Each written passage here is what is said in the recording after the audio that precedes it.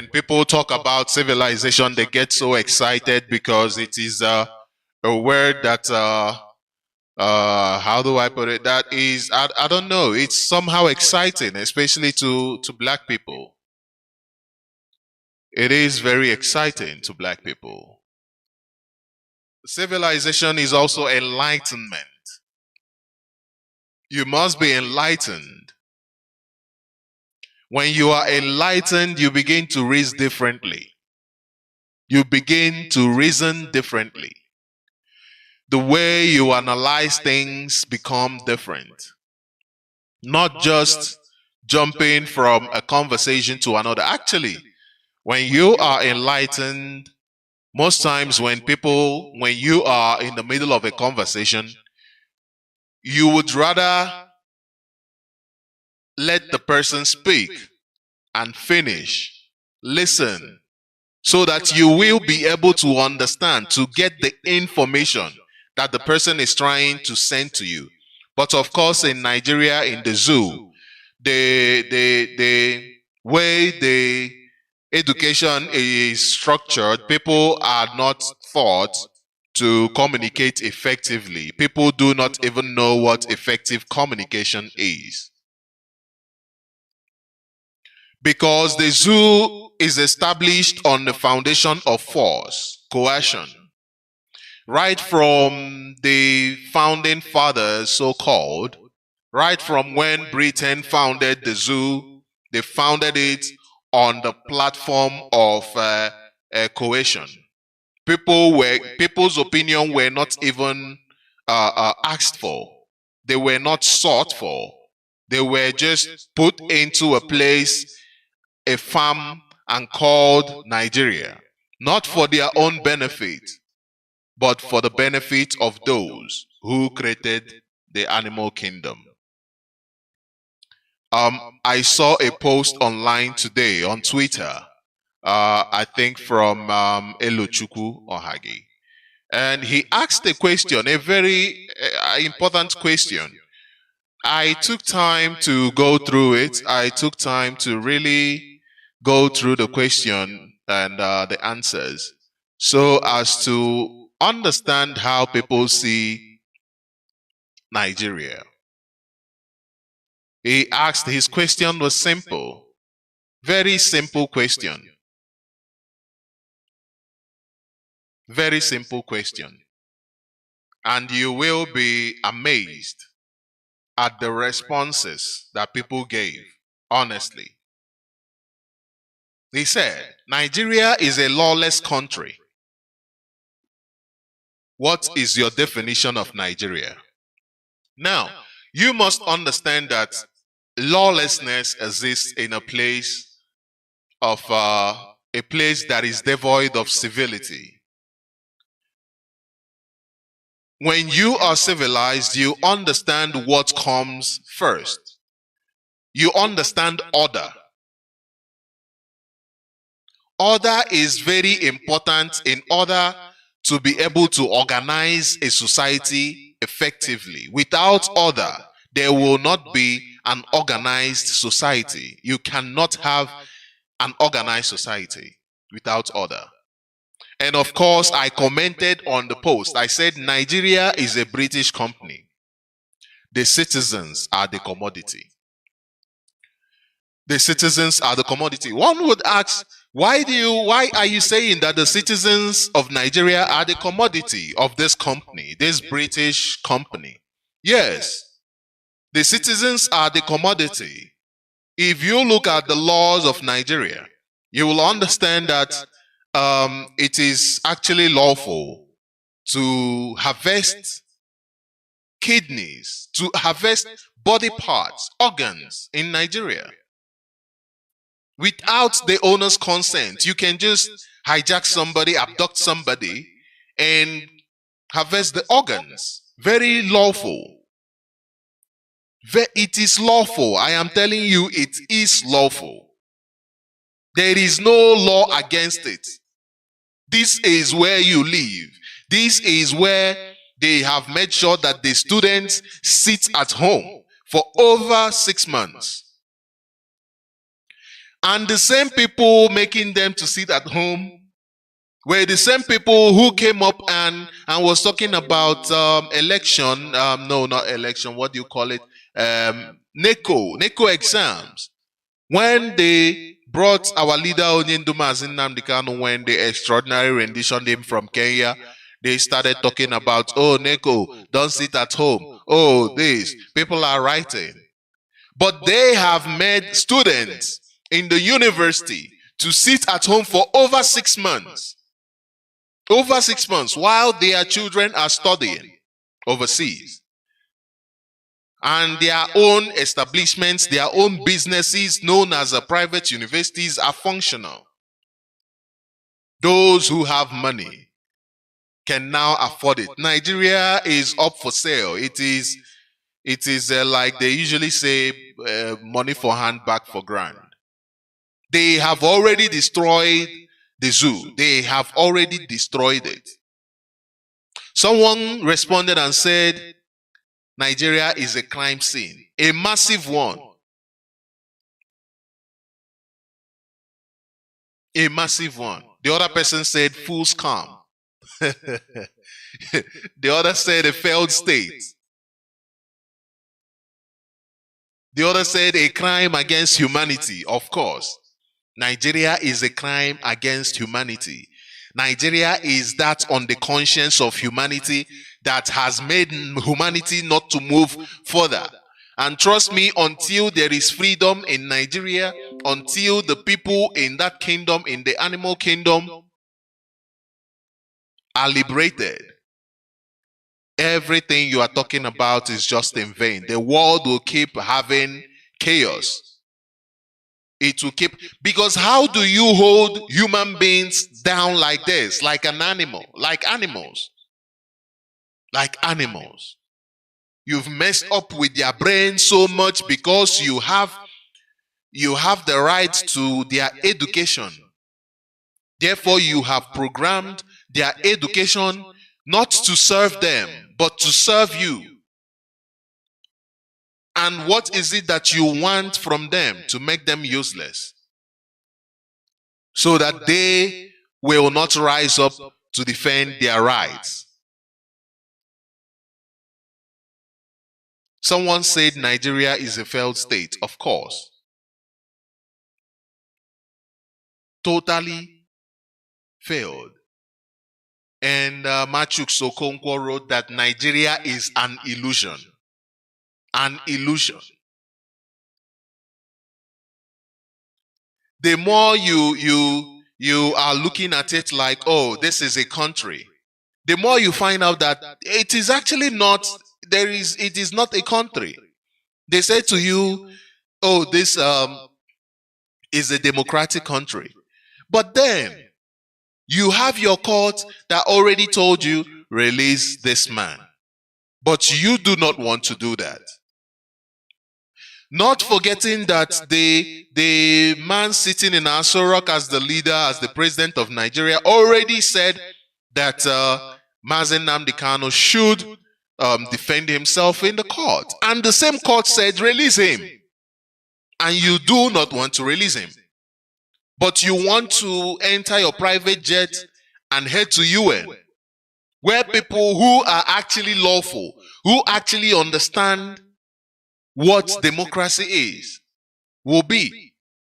And you have the effrontery, you have the guts to walk in there smelling like cow. Are you not ashamed? Are you not ashamed? Someone else wrote that Nigeria is an animal kingdom. Of course, an animal kingdom. Nigeria can be defined as a British economic company where an ingenious of the land was forced, the indigents of the land was forced together and tagged as one Nigeria, which in actual sense is nothing but a contraption.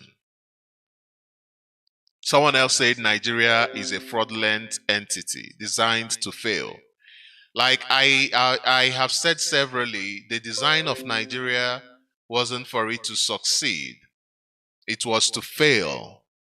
When it fails, they can now convert it into whatever they want to convert it to. That is why, as a human being in Nigeria, you are not safe. Your body parts are up for sale. Your penis can find its way to China, and it will be used in some soup. Some soup. Over 7,200 penises caught, found in China, delivered from Nigeria. Just last year. Over 7,200. I want you to pay attention to the number. At once, just one shipment. And you telling me Nigeria is not a farm, an animal farm, where they slaughter people like animals. And the law permits it. As a matter of fact, they are using the security personnel to facilitate this, the harvesting.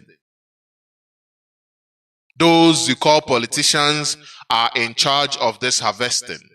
Look at, what is his name?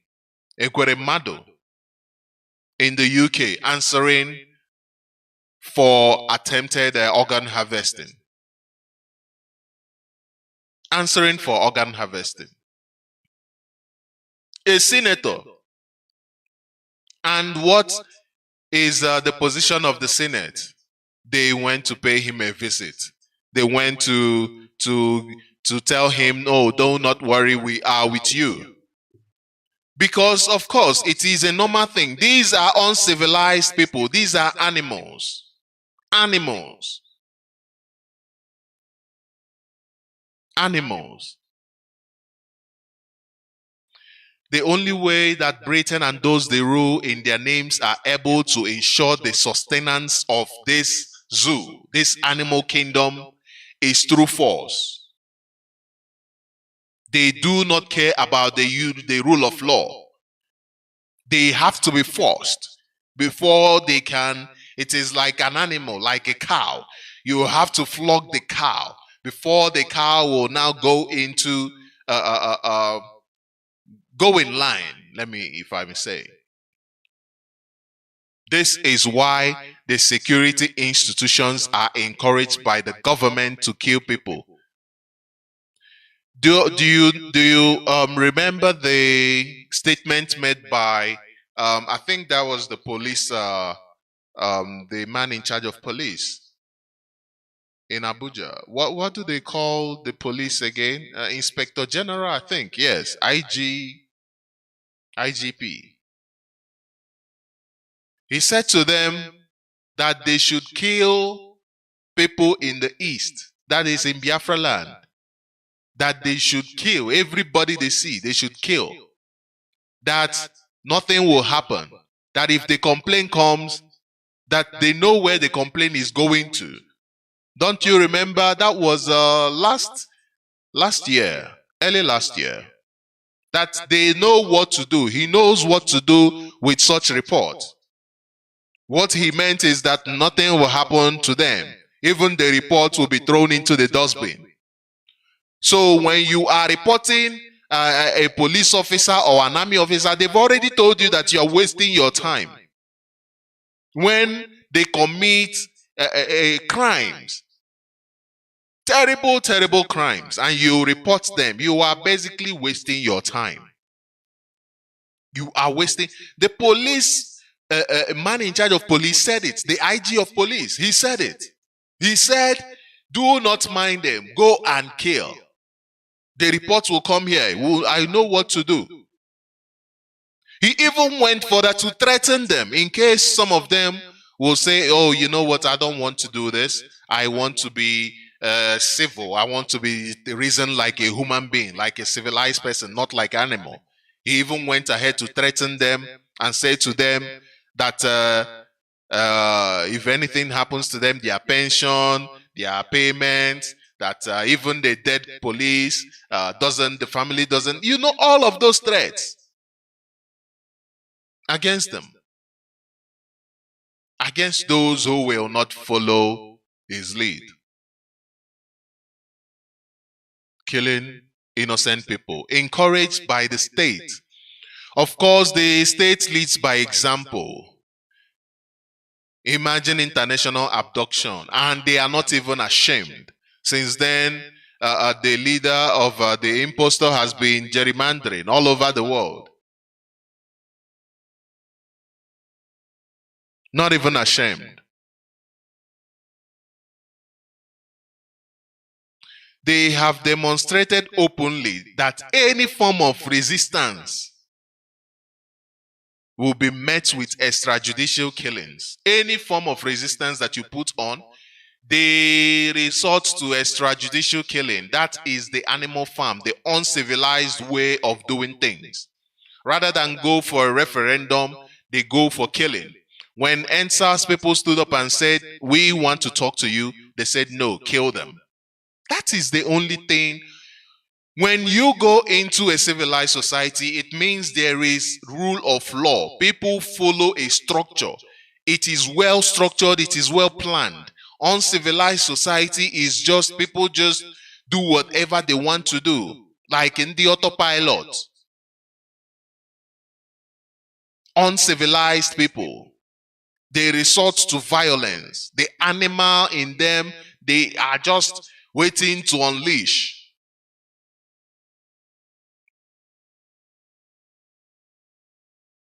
Like I said, the only way that Britain and those they rule Nigeria in their names are able to ensure the sustenance of this society is through the force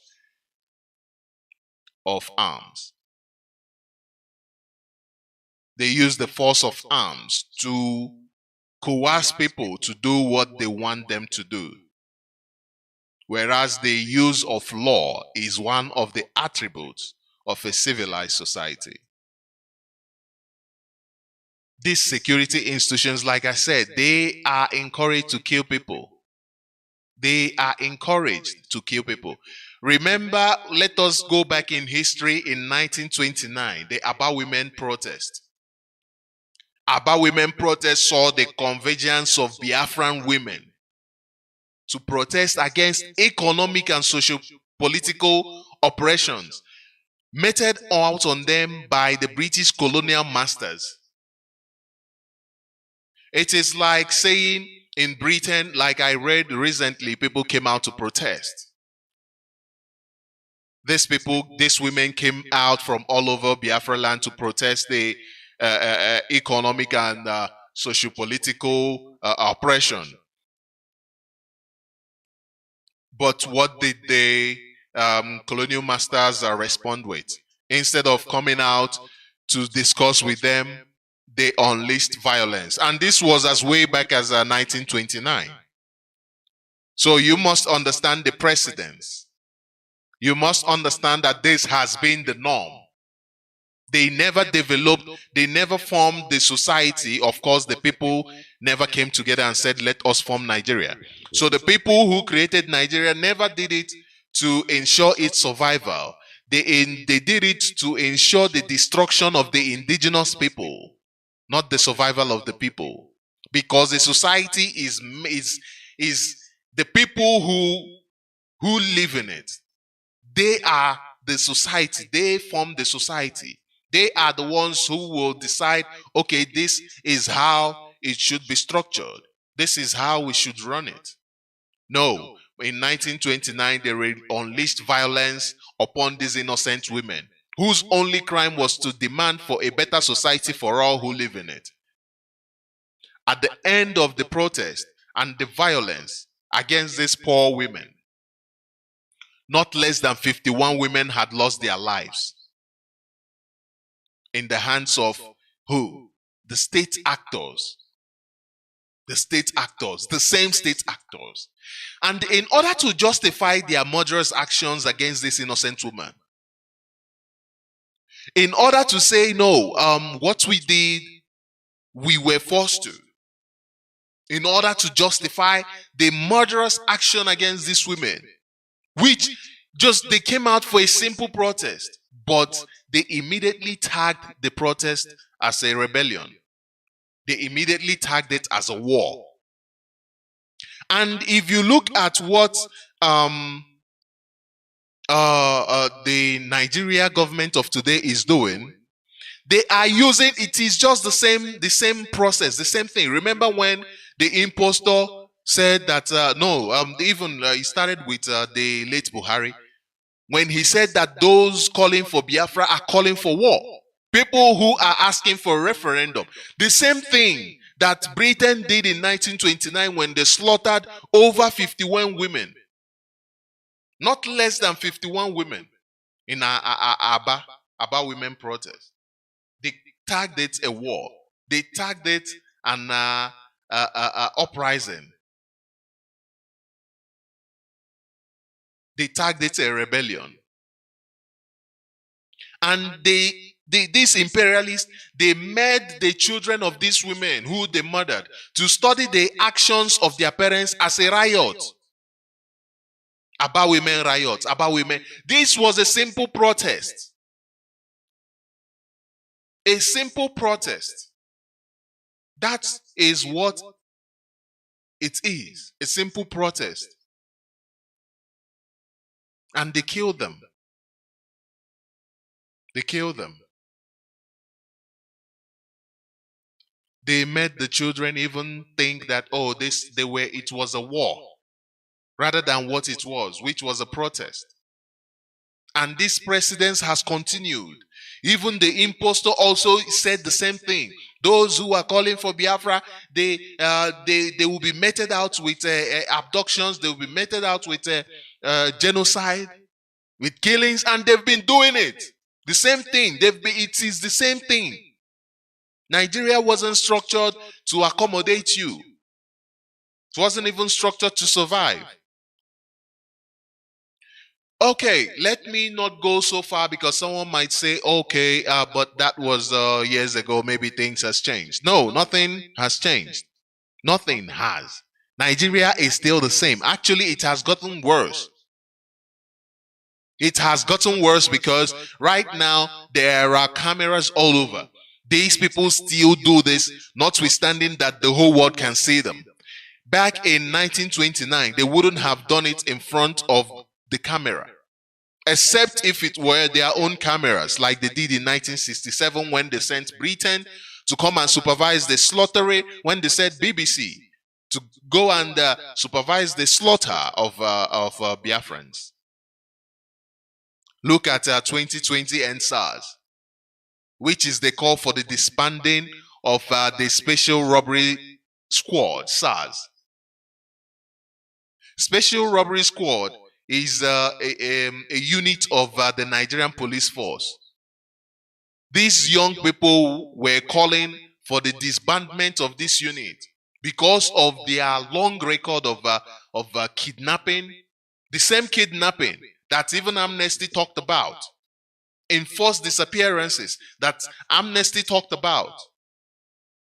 These young people were protesting against the rapes, the extrajudicial killings, the organ harvesting, that the senator even had to now bring himself out in public to show the world that what these kids were protesting, they were right. They were right. And even Amnesty International reported on this in 2016 again. They reported on this in 2016. The thing with the zoo is these are animals, they have no shame. Action must be put in place. Action must be put in place against these murderers. If not, they will keep doing it. They will keep doing it. And this is why I am happy about the press release that I read today. I read earlier on from IPOB saying that IPOB will start implementing the IPOB judicial process.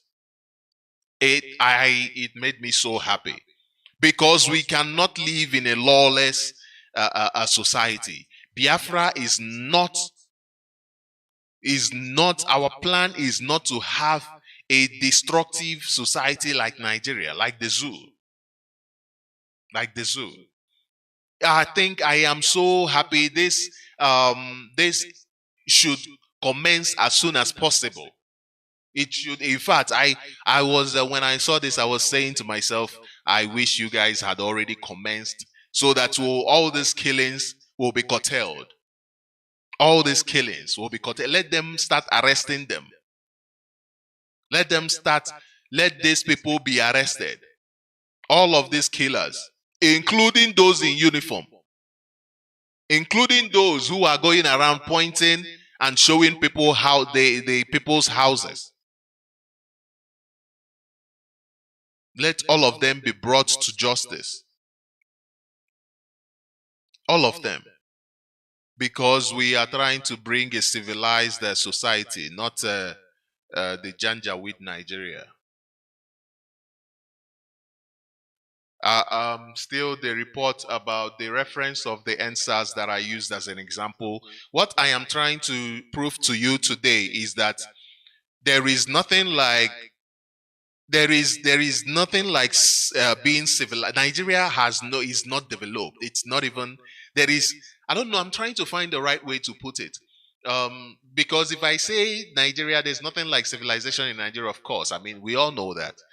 But in a way, we people see Nigeria as somewhere that has some sort of organization, something that has a semblance of organization, unless the kind of organization that you see it as is a destructive one that is hell bent on destroying the people. But an organization is supposed to make things work effectively, better. But of course, the way Nigeria is organized, it's supposed to make the destruction more effective, I guess. The NSAS protest, do you even know that the NSAS protest was started in 2017? 3 years before they gunned down these people. 3 years before the citizens of Nigeria decided to camp at Lekki Toll Gate in Lagos. These people, they thought that perhaps Nigeria government would treat them justly. I think that is the reason why they went there. These were young Nigerians that strongly believed in the zoo.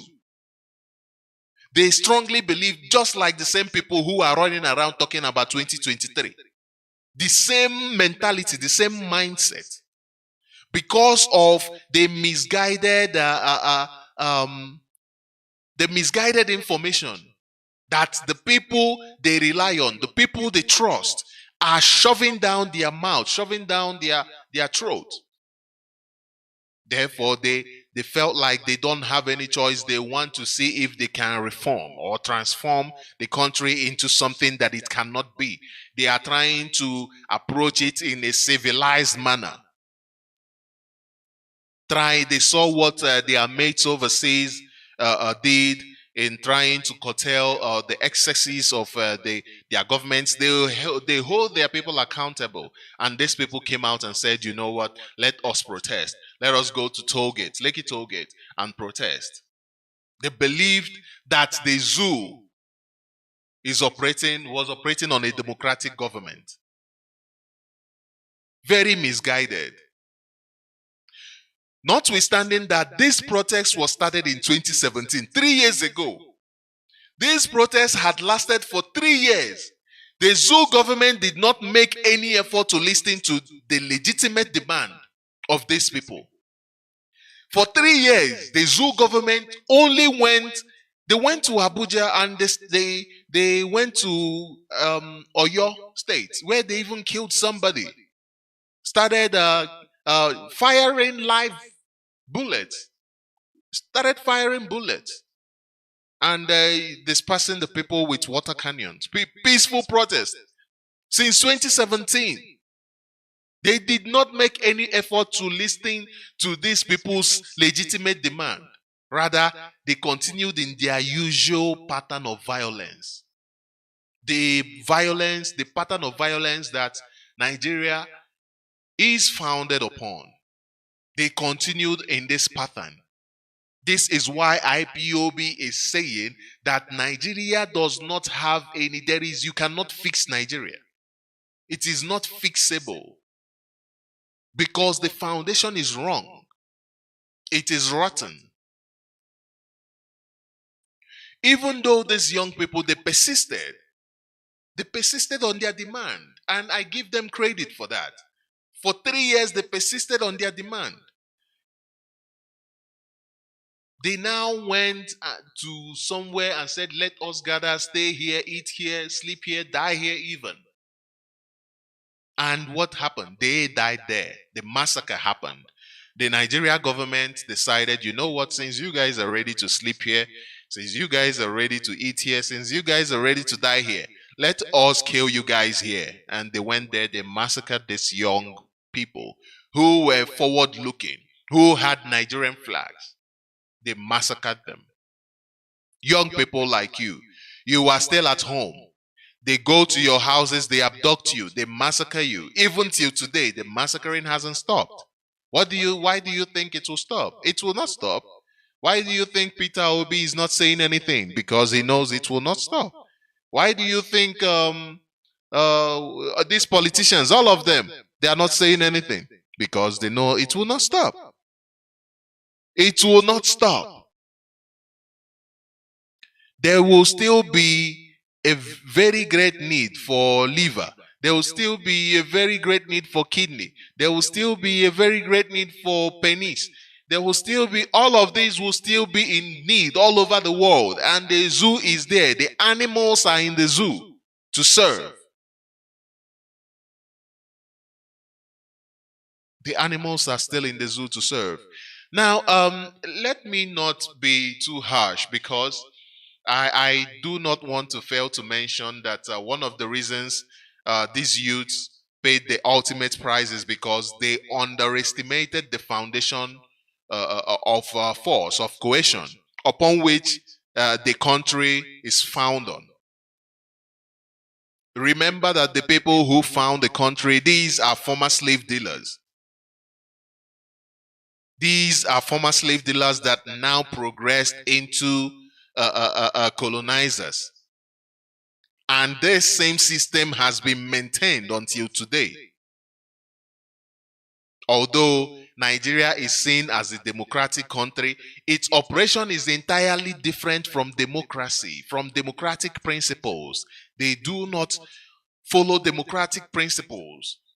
The same approach that was used against the innocent Aba protesters by the government in 1929 was still employed against these youths in 2020. First, the government called them criminals through the Nigeria police force. Remember the public relations officer, Jimo Moshood, said that these are criminals. He called them criminals. Even though that their protest was peaceful and widespread. This is an animal kingdom. These are uncivilized people. They do not understand civility. There is nothing like an atom of civilization. They do not reason properly. No common sense. The protest was it was widespread. Places like Abuja, Lagos, Ibadan, Oshun, Benin, Delta State, really, yes. Worry, even in Lorin. What about Owerri? Owerri had it.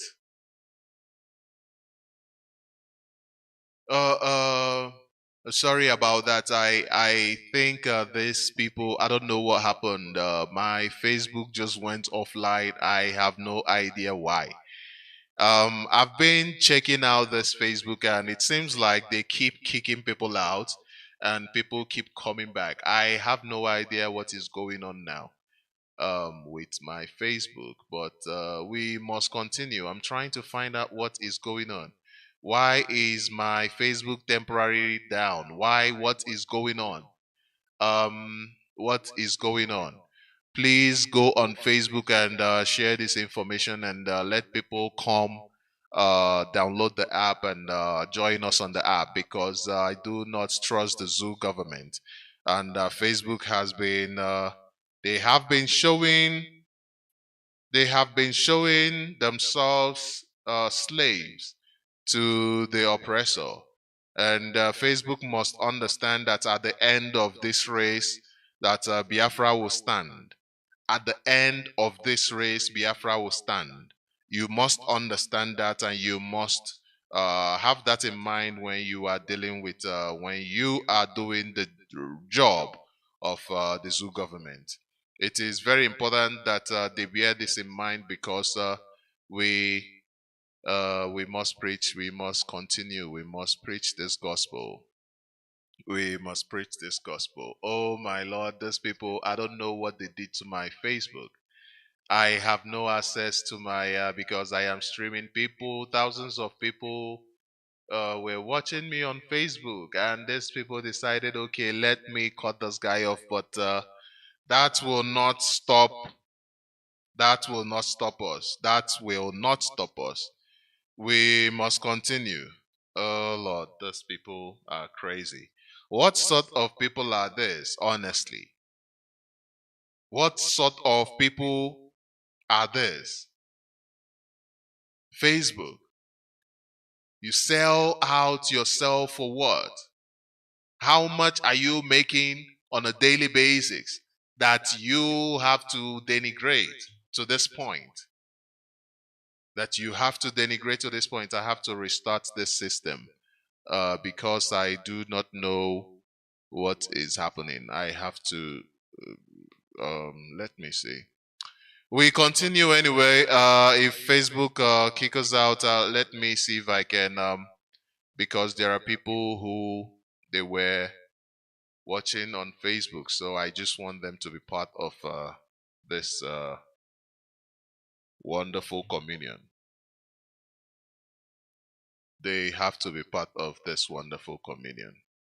Of course, Facebook is not letting. No. Facebook is not letting go.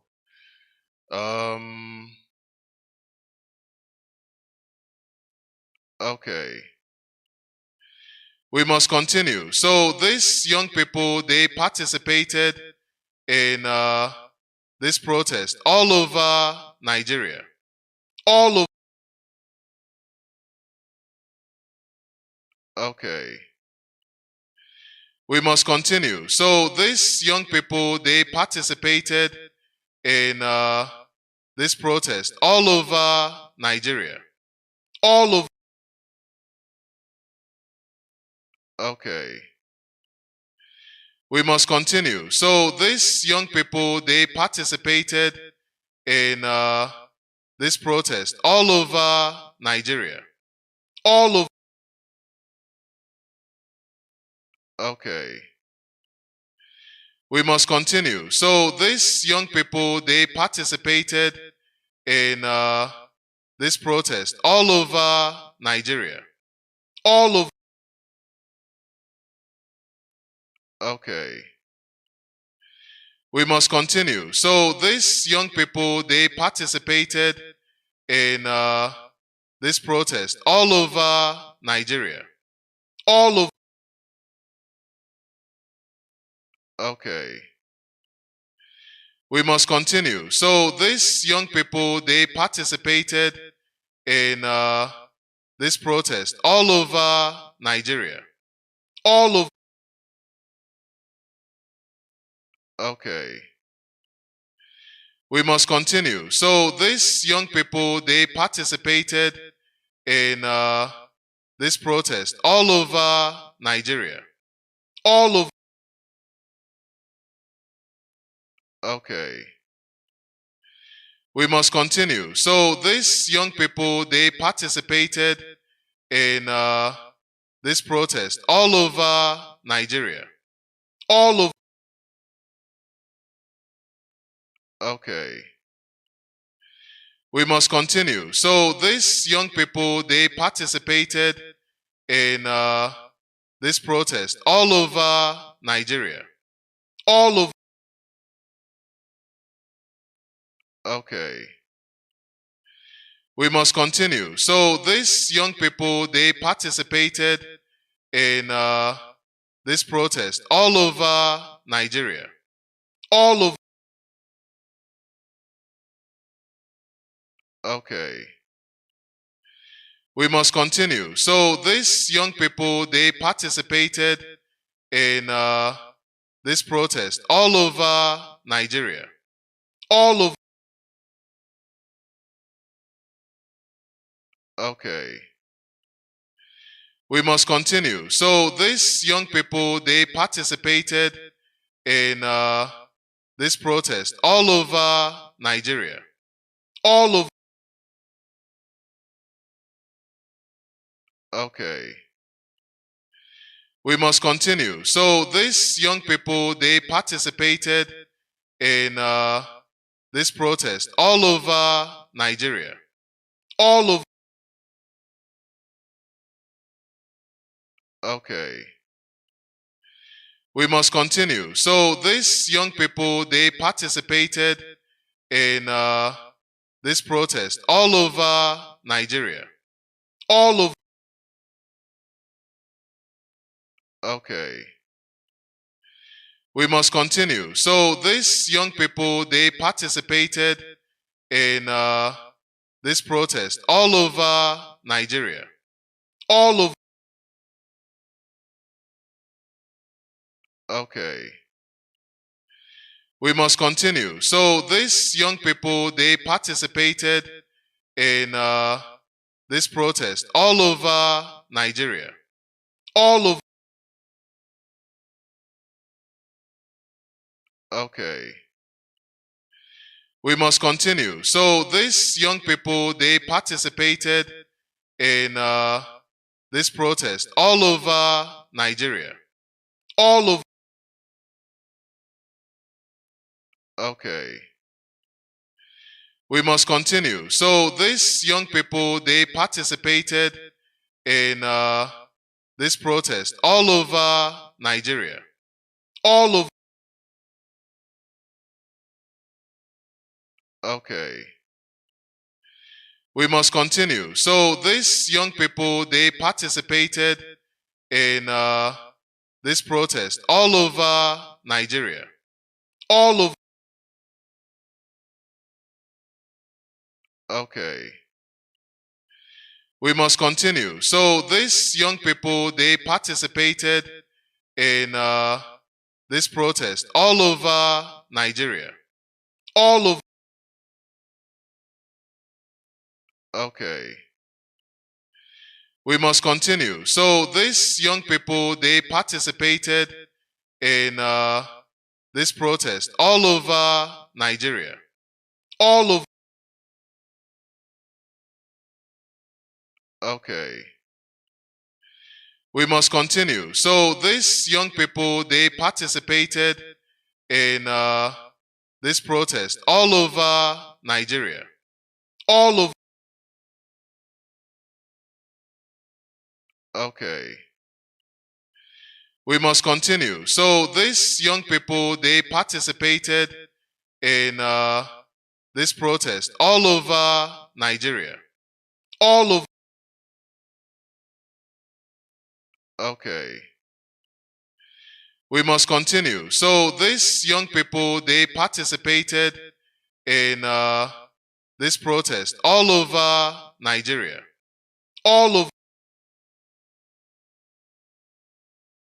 Okay. We must continue. So these young people, they participated in this protest all over Nigeria. All over. Okay. We must continue. So these young people, they participated in this protest all over Nigeria. All over. Okay. We must continue. So these young people, they participated in this protest all over Nigeria. All over. Okay. We must continue. So these young people, they participated in this protest all over Nigeria. All over. Okay. We must continue. So these young people, they participated in this protest all over Nigeria. All over. Okay. We must continue. So these young people, they participated in this protest all over Nigeria. All over. Okay. We must continue. So these young people, they participated in this protest all over Nigeria. All over. Okay. We must continue. So these young people, they participated in this protest all over Nigeria. All over. Okay. We must continue. So these young people, they participated in this protest all over Nigeria. All over. Okay. We must continue. So these young people, they participated in this protest all over Nigeria. All over. Okay. We must continue. So these young people, they participated in this protest all over Nigeria. All over. Okay. We must continue. So these young people, they participated in this protest all over Nigeria. All over. Okay. We must continue. So these young people, they participated in this protest all over Nigeria. All over. Okay. We must continue. So these young people, they participated in this protest all over Nigeria. All over. Okay. We must continue. So these young people, they participated in this protest all over Nigeria. All over. Okay. We must continue. So these young people, they participated in this protest all over Nigeria. All over. Okay. We must continue. So these young people, they participated in this protest all over Nigeria. All over. Okay. We must continue. So these young people, they participated in this protest all over Nigeria. All over. Okay. We must continue. So these young people, they participated in this protest all over Nigeria. All over. Okay. We must continue. So these young people, they participated in this protest all over Nigeria. All over. Okay. We must continue. So these young people, they participated in this protest all over Nigeria. All over. Okay. We must continue. So these young people, they participated in this protest all over Nigeria. All over. Okay. We must continue. So these young people, they participated in this protest all over Nigeria. All over. Okay. We must continue. So these young people, they participated in this protest all over Nigeria. All over. Okay. We must continue. So these young people, they participated in this protest all over Nigeria. All over. Okay. We must continue. So these young people, they participated in this protest all over Nigeria. All over. Okay. We must continue. So these young people, they participated in this protest all over Nigeria. All over. Okay. We must continue. So these young people, they participated in this protest all over Nigeria. All over. Okay. We must continue. So these young people, they participated in this protest all over Nigeria. All over. Okay. We must continue. So these young people, they participated in this protest all over Nigeria. All over. Okay. We must continue. So these young people, they participated in this protest all over Nigeria. All over. Okay.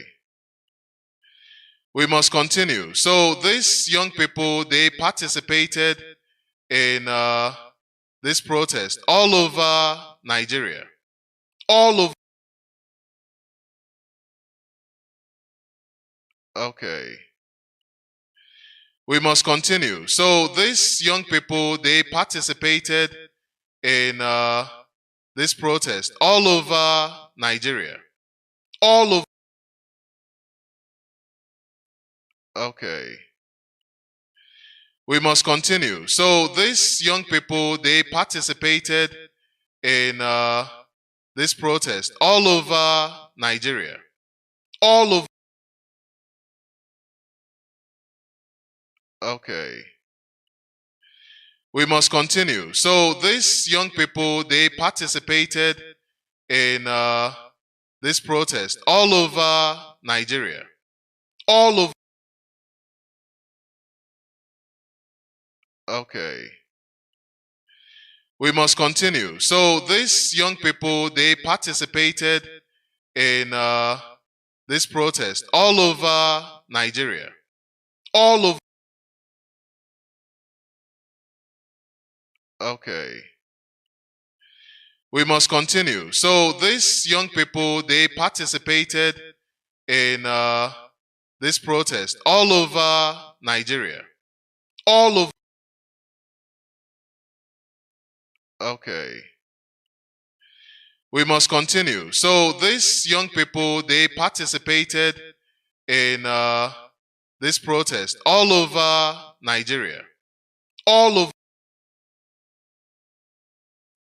Okay. We must continue. So these young people, they participated in this protest all over Nigeria. All over. Okay. We must continue. So these young people, they participated in this protest all over Nigeria. All over. Okay.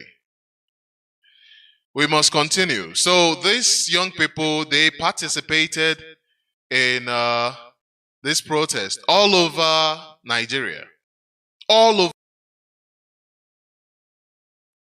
Okay. We must continue. So these young people, they participated in this protest all over Nigeria. All over. Okay.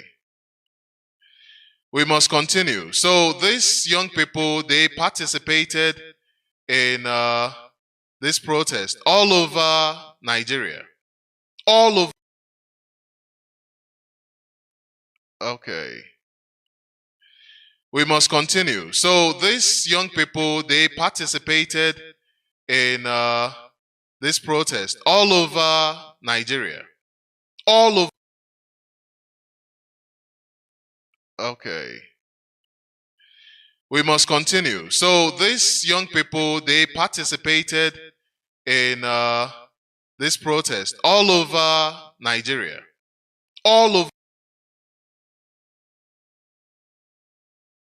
Okay. We must continue. So these young people, they participated in this protest all over Nigeria. All over. Okay. We must continue. So these young people, they participated in this protest all over Nigeria. All over. Okay. We must continue. So these young people, they participated in this protest all over Nigeria. All over. Okay. We must continue. So these young people, they participated in this protest all over Nigeria. All over. Okay. We must continue. So these young people, they participated in this protest all over Nigeria. All over. Okay. We must continue. So these young people, they participated in this protest all over Nigeria. All over. Okay. We must continue. So these young people, they participated in this protest all over Nigeria. All over. Okay. We must continue. So these young people, they participated in this protest all over Nigeria. All over. Okay. We must continue. So these young people, they participated in this protest all over Nigeria. All over. Okay. We must continue. So these young people, they participated in this protest all over Nigeria. All over. Okay. We must continue. So these young people, they participated in this protest all over Nigeria. All over. Okay. We must continue. So these young people, they participated in this protest all over Nigeria. All over. Okay. We must continue. So these young people, they participated in this protest all over Nigeria. All over. Okay. We must continue. So these young people, they participated in this protest all over Nigeria. All over. Okay. We must continue. So these young people, they participated in this protest all over Nigeria. All over. Okay. We must continue. So these young people, they participated in this protest all over Nigeria. All over. Okay. We must continue. So these young people, they participated in this protest all over Nigeria. All over. Okay. We must continue. So these young people, they participated in this protest all over Nigeria. All over.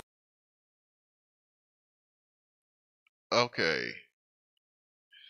We must continue. So these young people, they participated in this protest all over Nigeria. All over. Okay. We must continue. So these young people, they participated in this protest all over Nigeria. All over. Okay. We must continue. So these young people, they participated in this protest all over Nigeria. All over. Okay. We must continue. So these young people, they participated in this protest all over Nigeria. All over. Okay. We must continue. So these young people, they participated in this protest all over Nigeria. All over. Okay. We must continue. So these young people, they participated in this protest all over Nigeria. All over. Okay. We must continue. So these young people, they participated in this protest all over Nigeria. All over. Okay. We must continue. So these young people, they participated in this protest all over Nigeria. All over. Okay. We must continue. So these young people, they participated in this protest all over Nigeria. All over. Okay.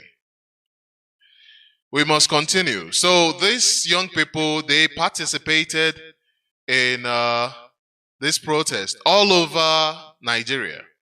All over. Okay. We must continue. So these young people, they participated in this protest all over Nigeria. All over. Okay. We must continue. So these young people, they participated in this protest all over Nigeria. All over. Okay. We must continue. So these young people, they participated in this protest all over Nigeria. All over. Okay. We must continue. So these young people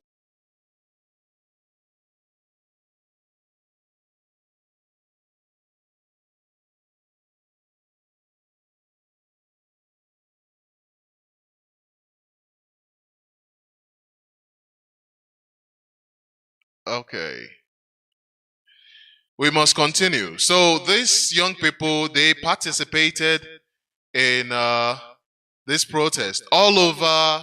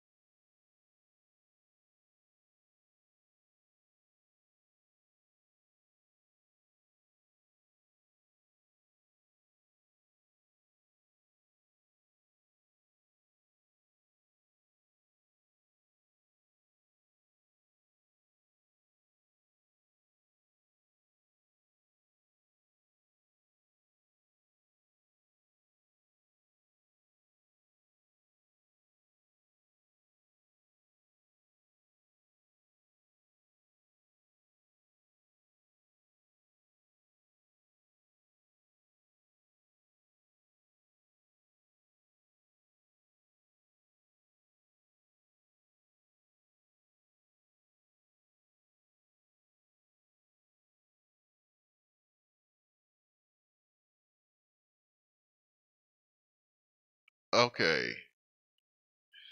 We must continue. So these young people, they participated in this.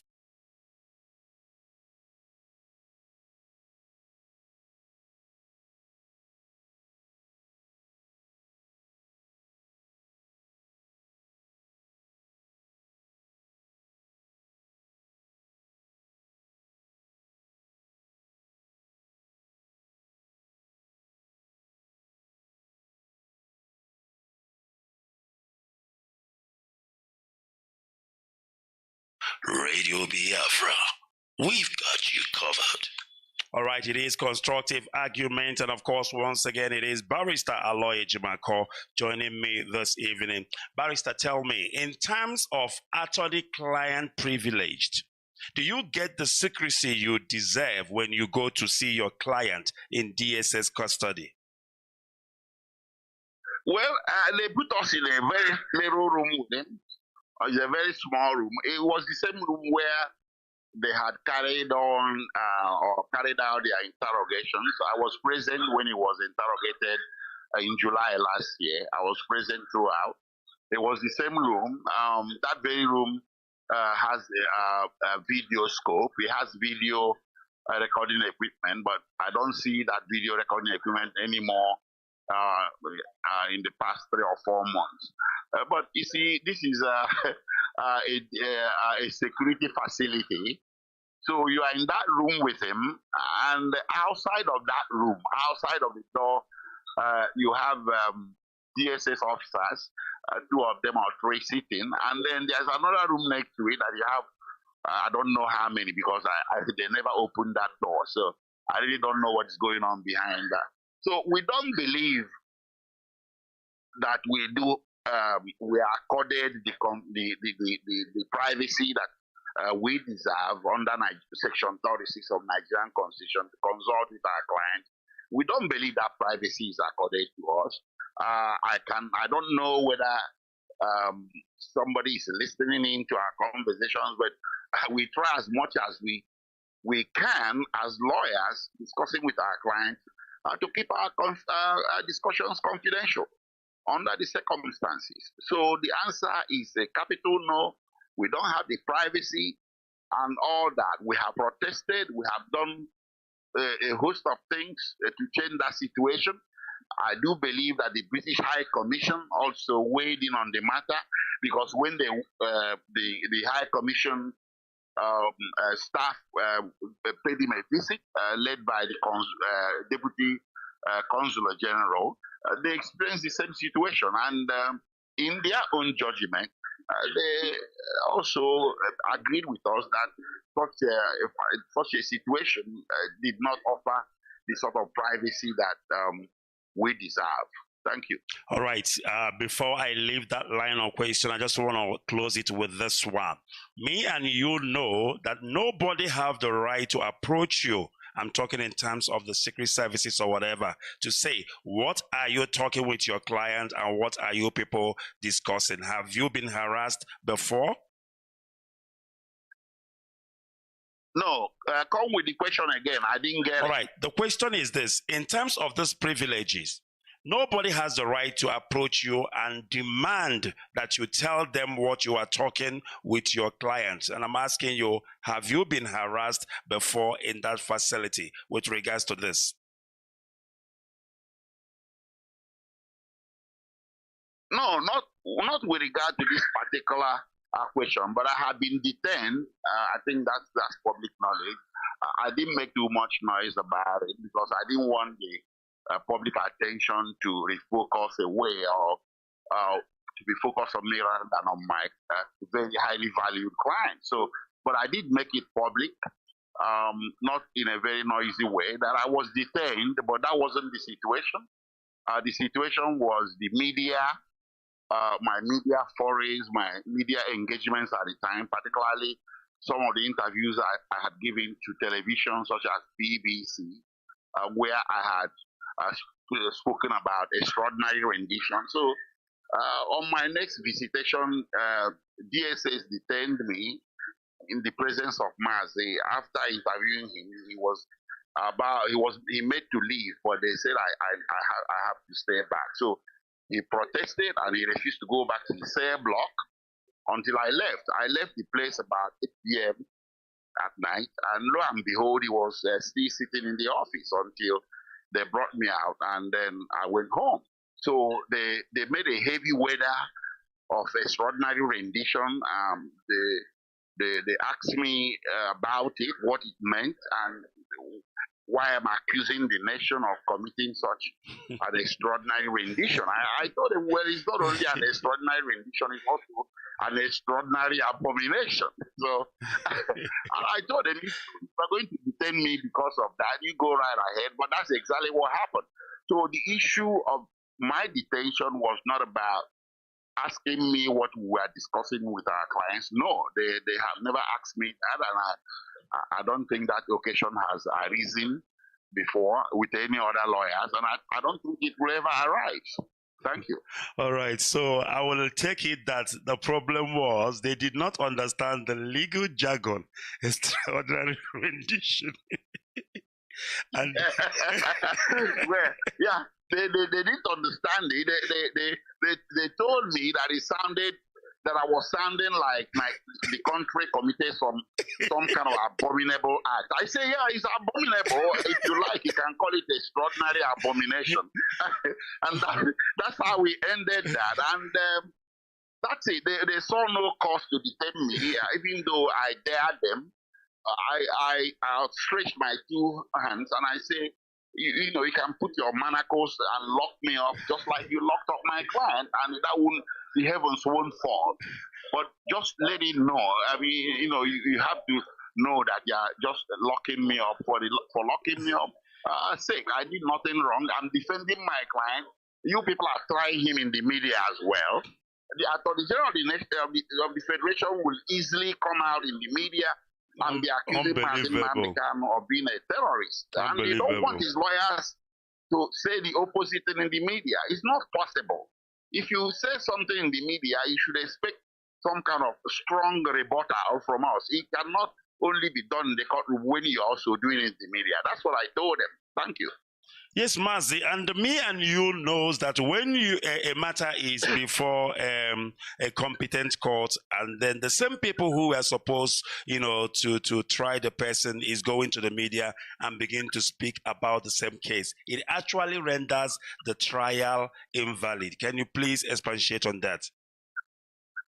Yes, it does. It does. You know, you see, the government is the one that fires the first salvo. You recall when Boris Johnson, the former Prime Minister of Britain, asked the President of Nigeria a question at the sidelines of Commonwealth meeting or something, event. And he said, and that was before the case was heard by Justice Binta. And the President of Nigeria told the Prime Minister that Mazi Nnamdi Kanu jumped bail. Can you imagine that? And the case was in court. So do they expect his lawyers to now keep quiet and not challenge that statement? So that is what is called sub judice. When a case is in court and you talk about it publicly, you're preempting the court. You are holding the court in contempt. You are trying to decide for the court what it hasn't decided already. We try to keep to that rule as much as we can, and not to hold the court in contempt. But they talk about it at each given opportunity. The Attorney General talks about the case, any opportunity that he has, calling our client a terrorist, and they say all kinds of things that are prejudicial and injurious to the legal interests of our clients. And our clients are namely Mazi Nnamdi Kanu and the IPOB. So when you say such things and they put the mic to me to respond, I will respond. I will not coil my tail up and run away, like some chicken or some coward or whatever, because you have brought the matter out in the public domain. So let's talk about it in the public domain. Let's have that media trial that you want to have. That's just the way it is. Thank you. Thank you very much. I remember Buhari once said that, no, let Mazi Nnamdi Kanu go to court and defend himself, And then after saying that, the United Nations opinion comes out and say that this man has nothing to answer. You just have to leave him. Now, my question is, what exactly is Binta Nyako doing with Mazi Nnamdi Kanu? Well, I don't know. He said, what exactly did Justice Binta Nyako did what? Doing with Mazi Nnamdi Kanu in her court. Because as far as we know, every jurisprudence have said that this man should be freed. He has no case to answer. Okay, let me answer it this way. See, this case, I think is a misconception on the part of some people that this case would rise and fall in Justice Binta's court alone. No. Before 2017, that was the case. But, or rather before June 19, 2021, that was the case.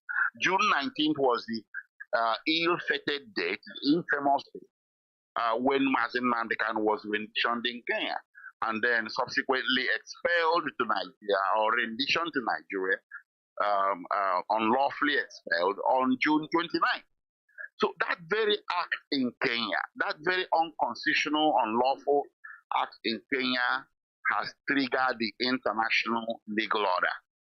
It has also triggered the legal order of several nations, namely Britain and Kenya. So to expect, or for anybody to expect, even the Nigerian government, that Mazi Nnamdi Kanu's fate lies exclusively within the jurisdictional authority of Justice Binta, that is wrong.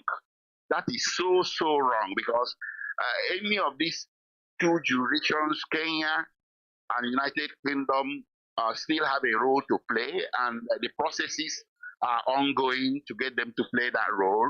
The international legal order itself, like the African Union, now has a role to play, and the United Nations, of course, now has a role to play. So this is what we have as the situation right now. But as far as Justice Binta's court is concerned, she is not even the final court. There are two other courts above her, and the case has now proceeded to the Court of Appeal. So let us see how it plays out in the Court of Appeal. I tell people in this country that the next best thing Nigeria has to that looks like a jury system is the Court of Appeal, because they usually sit in as three justices. So, but the High Court sit as one justice. So let's see what happens in the Court of Appeal, where we are going to have multiple justices looking at this matter again. So beyond the Court of Appeal, of course, you have the Supreme Court. So there is a multi-layered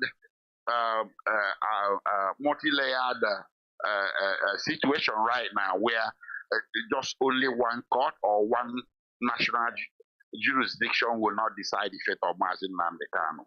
Thank you. All right. I'm going to ask you this now, and I need an explanation for the sake of the layman. The United Kingdom, Kenya, Binta Nyako's courts, or if I may say Nigeria, who has jurisdiction over Mazi Nnamdi Kanu? Like I said, the jurisdictions are triggered equally. That of Nigeria is quite obvious because this is where he is right now. So they have him in person, so they have personal jurisdiction.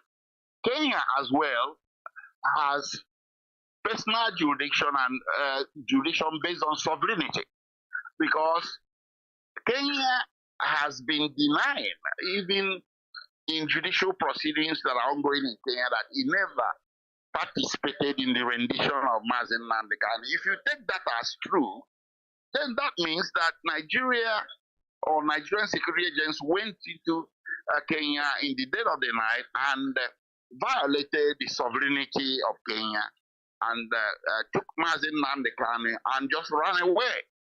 That's a very serious matter between Nigeria and Kenya, and if Kenya should raise her voice and bring to bear the full faith and credit of her diplomatic clout as a nation, then you now begin to see how effective Kenya's jurisdiction can be on Mazi Nnamdi Kanu's case. So then moving to Britain, between Britain and Kenya, Britain can demand from Kenya. Like I did one article last year that Mazi Nnamdi Kanu is still technically in Kenya. That is true. In diplomatic terms and in relations between nations, he's still technically in Kenya because he entered Kenya on his British passport, not Nigerian passport. He entered Kenya as Her Majesty's subject on 12th May last year. So Britain can go to Kenya and say, what happened to our citizen who entered your country on 12th May? How come he ended up in Nigeria under such circumstances? Britain can make that demand on Kenya, and also Britain can make that demand on Nigeria for different reasons. So this is how these other jurisdictions can play a role, and the processes to get them to play this role are ongoing, and I'm sure they are making some progress, but the status of those processes are not what I am here to discuss because of confidentiality. When it happens, and everybody will know. But whether the processes are on, they are on, and they are on aggressively. And then from Kenya to the UK, you move to the United Nations. Why? Because international law was broken. Several aspects of international law was broken, and these are laws to which Nigeria is subject by treaty. So the United Nations mandate requires United Nations to put its mouth into this matter because international law has been implicated. So it does not lie with Nigeria alone to have Mazi Nnamdi Kanu released, and it goes beyond releasing him. It encapsulates what is driving IPOB. The United Nations opinion made it clear that referendum is not a crime, self-determination is not a crime. The enterprise that is driving IPOB and Mazi Nnamdi Kanu is not a crime. So beyond releasing Mazi Nnamdi Kanu, these national jurisdictions and of course the United Nations going forward will have very crucial, vital roles to play in putting Nigerian government aright, in putting Nigerian government on a path of seeing this whole thing for what it is, that it is not a crime for one to desire to have a separate country. And the way to respond to it is not to levy aggressive law enforcement against it, but to call those people to the table and say, hey, okay, come, let's talk about the referendum. How do we do it? If we cannot do it ourselves, we can invite the United Nations to help us to do the referendum. But by all means, law enforcement, be it by police or army, as they are doing in Southeast Nigeria now, is never the appropriate response to what is going on. And that United Nations opinion said that impliedly. Thank you. All right, thank you, Mazi. And of course, as we are getting closer to the end of this program, of course, each and every time I have the barrister on my show, I wish and feel like we can talk till tomorrow because I enjoy the whole thing. Mazi, I'm going to have like 2 more questions for you before I let you go. Can a Kenyan citizen sue Nigeria in his or her own capacity for violating the territorial integrity of Kenya? Come again. Can a Kenyan citizen sue Nigeria for violating the territorial integrity of Kenya? Can an individual in Kenya do that, or does it have to be the government of Kenya? Yeah, it has to be the government of Kenya. A private citizen does not have right of action to enforce the sovereignty of his nation. It lies with the nation, the nation itself, the sovereign itself, the government itself, and it may not. It may not take the form of a lawsuit. It may take the form of a diplomatic outreach to get that done.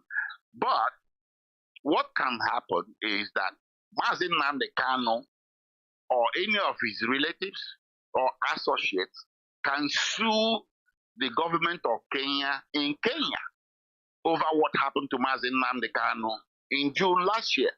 And that has been done and is ongoing. And how far is that, Mazi? Any idea how far that, any outcome yet, or are we still waiting? Okay, yes. It is that lawsuit that brought Kenyan government to the level of denying on the record. You see, when you deny in the media, it can now withdraw what you denied. You know, initially the late ambassador, the late Kenyan ambassador to Nigeria had denied in the media that Kenya had anything to do with it. He did that so angrily. But now the judicial process or proceedings that is ongoing in Kenya has forced the Kenyan government to submit affidavits and letters and other materials, including immigration record, quantum immigration record concerning Mazi Nnamdi Kanu, that Mazi Nnamdi Kanu is still officially in Kenya. So the legal proceedings have forced this information out, and as the case makes its way through the Kenyan judiciary, we come to a point where there can only be one way to go, and that will be some kind of an order that will be in the form of Mazi Nnamdi Kanu. That's my prediction. I will not speak too much about it because the case is sub judice, is in court. But all I can tell you is that it's ongoing.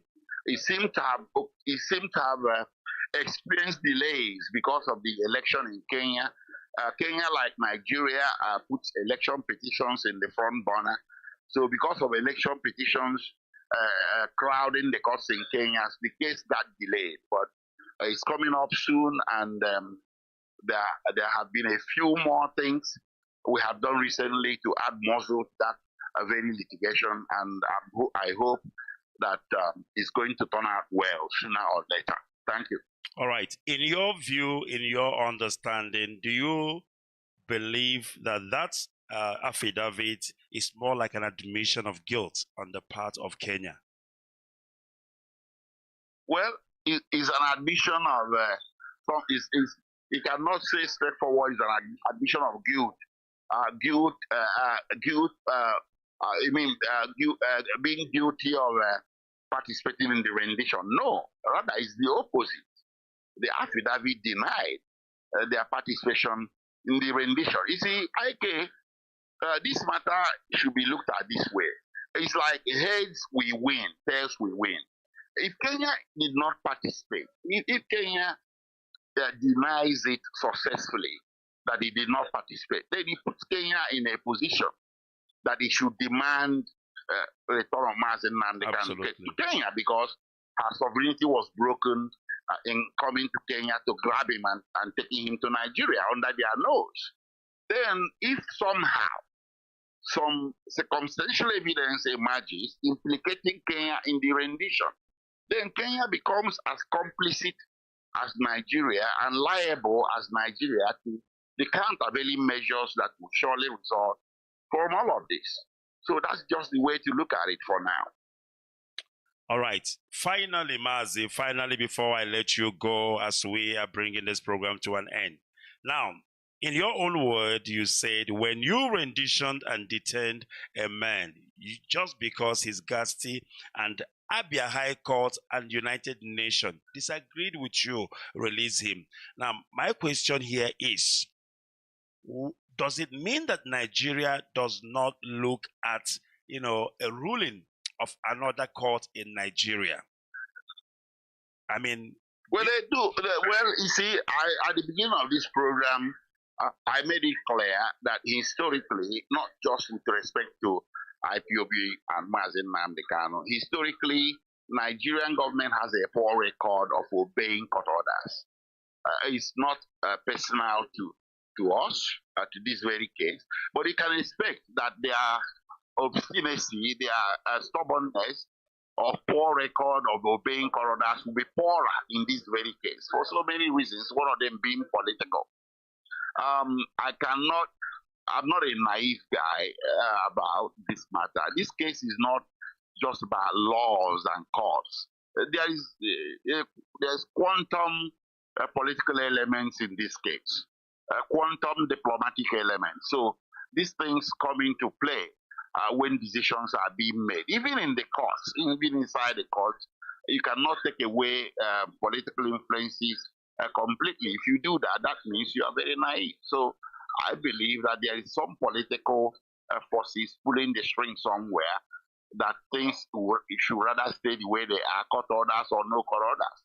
But eventually, like I said, we are going to triumph. If you recall, in 2017, the federal government was dragging her feet in obeying the order to release Mazi Nnamdi Kanu at that time on bail. Until some Igbo leaders, mostly young people, they got together, not really young people, but not very old, middle-aged leaders, they got together, they held a press conference, they called on federal government in strong terms to obey the order. I think there was also pressure from the British government, and the things we didn't see that people were doing by night. Senators stepped forward, including the very one that stood as a shorty to Mazi Nnamdi Kanu. So there was enormous political and public and diplomatic pressure on Nigeria back in 2017 that I believe contributed in no small measure in getting the country to obey the order to release him on bail. So I see the same situation playing out again, and we see these things just because of what I just said, because of the political elements that are in play. And those political elements are there, and you cannot wish them away, but you can only combat them and see how you can get them to work in your favor. Thank you. All right. Thank you very much, Barrister. And before you go, should I take out my beers, my whiskey on the 13th of September and get ready to party? I want to put you on the line. What do you think? Well, a lot of applications will be had in the Court of Appeal. So let's see what happens. I don't want to raise anybody's hopes unnecessarily. Absolutely. I'm a realist.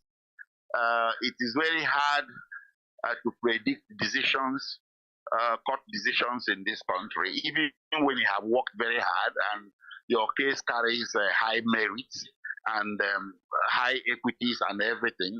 The courts might disappoint you. Just like I said, there are other forces, unknown and known, just like you have unknown government, you also have unknown political people, and unknown kinds of people, that just can come in and spoil the broth for you. But Absolutely. whether the lawyers have done the best they can, yes, they have. I mean, You put your best case before the court and just hope for the best. That's all I can tell you. Thank you very much once again, the erudite barrister Aloy Ejimako. I call him senior counsel. That is what I choose to call him. A man I look up to when it comes to law. Mazi, thank you very much. And we do apologize for the technicality we had at the beginning of this program, but you came through for us. Thank you once again, Mazi. It's okay. It's okay. Ikechukwu, I'm happy to speak with you. I'm always happy and excited when I'm on radio. Biafra to me is the #1 radio in the whole wide world. I don't do a lot of radio and TV interviews, but each time Radio Biafra asks me to come on, I'm too happy to come on. So today I dressed very well with my white shirt and tie.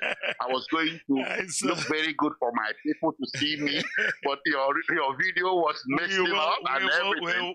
But I'm happy to have gotten on by audio, and I'm happy to have spoken to everybody out there. So I thank everybody for listening, and I look forward to coming back again. Thank you, Ike. You have a very nice show, and God bless you. Thank you so much. All right.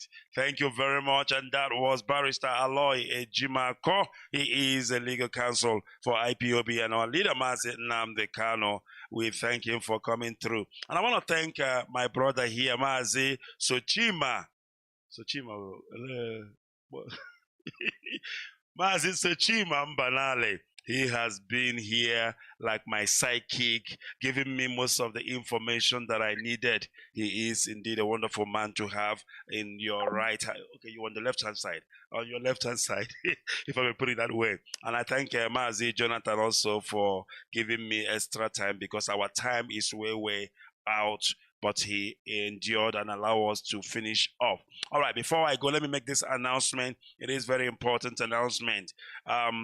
Join Mazi Chike Doziem. He is the IPOB head of Directorate of State for a broadcast on Friday, the 9th of September 2022.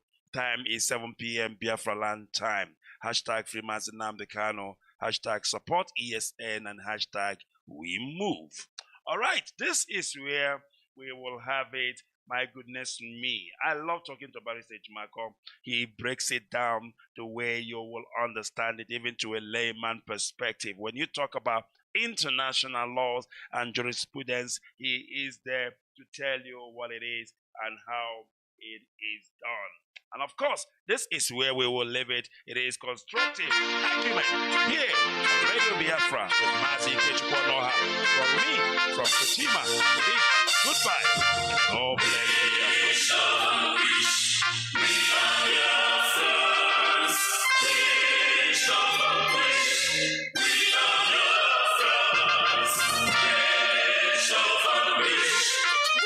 Goodbye. Oh,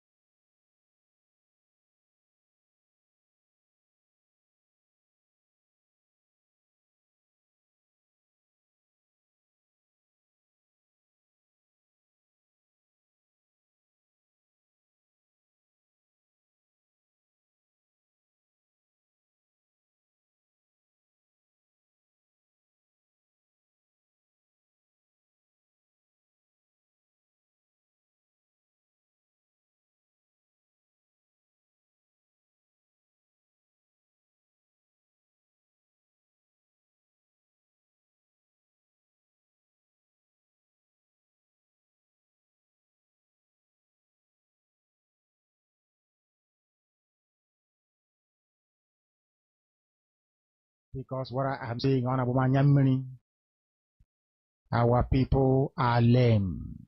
They are weak. I am struggling to count how many men there are in Biafra land. There are no more men left. Weak, docile, and imbecilic. Weak. I don't know how we can take such people to war. I don't know how we can take men who are not men into battle and win. I am ashamed and imbecilic. Weak. I don't know how we can take such people to war. I don't know how we can take men who are not men into battle and win. I am ashamed.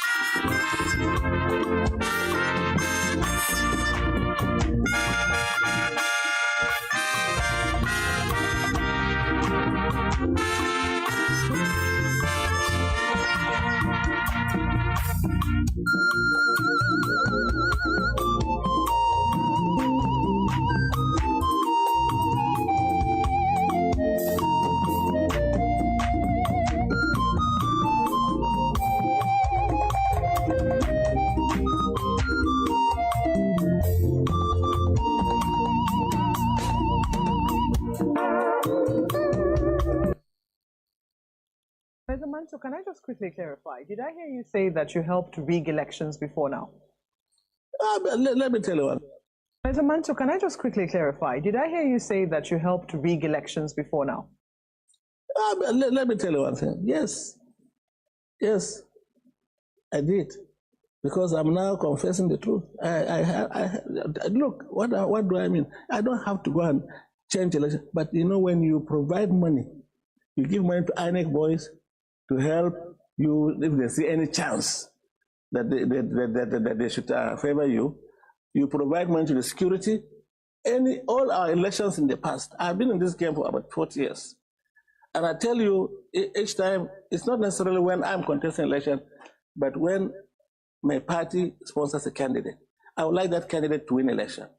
And what we used to do before, we make provision for INEC, we make provision for security, make provision for even agents of other parties, you know, so that they will not, you know, raise any objection to whatever we're able to get. So whether I rig myself or not, by providing those resources, financial inducement to the officials, I am rigging election. Do you think that we can diminish or remove that influence as 2019 approaches? I believe so, because you see, if people are born again like me and they refuse to do it, if we, the players, unless we give before somebody will take, right? So don't give, and then we will not get a taker. We will not get a taker. Why you don't even ask me why am I thinking this way? Look, I am tired of being seen as a criminal in the streets of the world because we are a Nigerian. you assume that everybody is an innocent human being until it's proven otherwise. But once you are outside this country with a green passport and they say that you are a Nigerian, even if you are a pastor or you are an imam, they will assume that you are criminally minded or you have criminal tendencies just because of where you come from. That must change. I am tired of living in poverty in the midst of plenty. I cannot, even no matter how much you have, every day you see people coming to you, relations, friends, this and that. My wife has given birth, my mother is in the hospital, this and that, every day. But if everybody had enough to take care of himself or herself, they won't come bothering you to say, give me this, give me that. And I believe that we have the resources that people can live a decent life without being beggars to those who have, just because we haven't gotten our own governance system right. So we need good governance, and good governance can only be provided by good people who are truly repentant, who actually are there to serve the people, who are concerned about the well-being of the people, being the primary concern of the well-being of the people. Then when we have such leaders, I can tell you they will judiciously and prudently use our resources for the common good of everybody.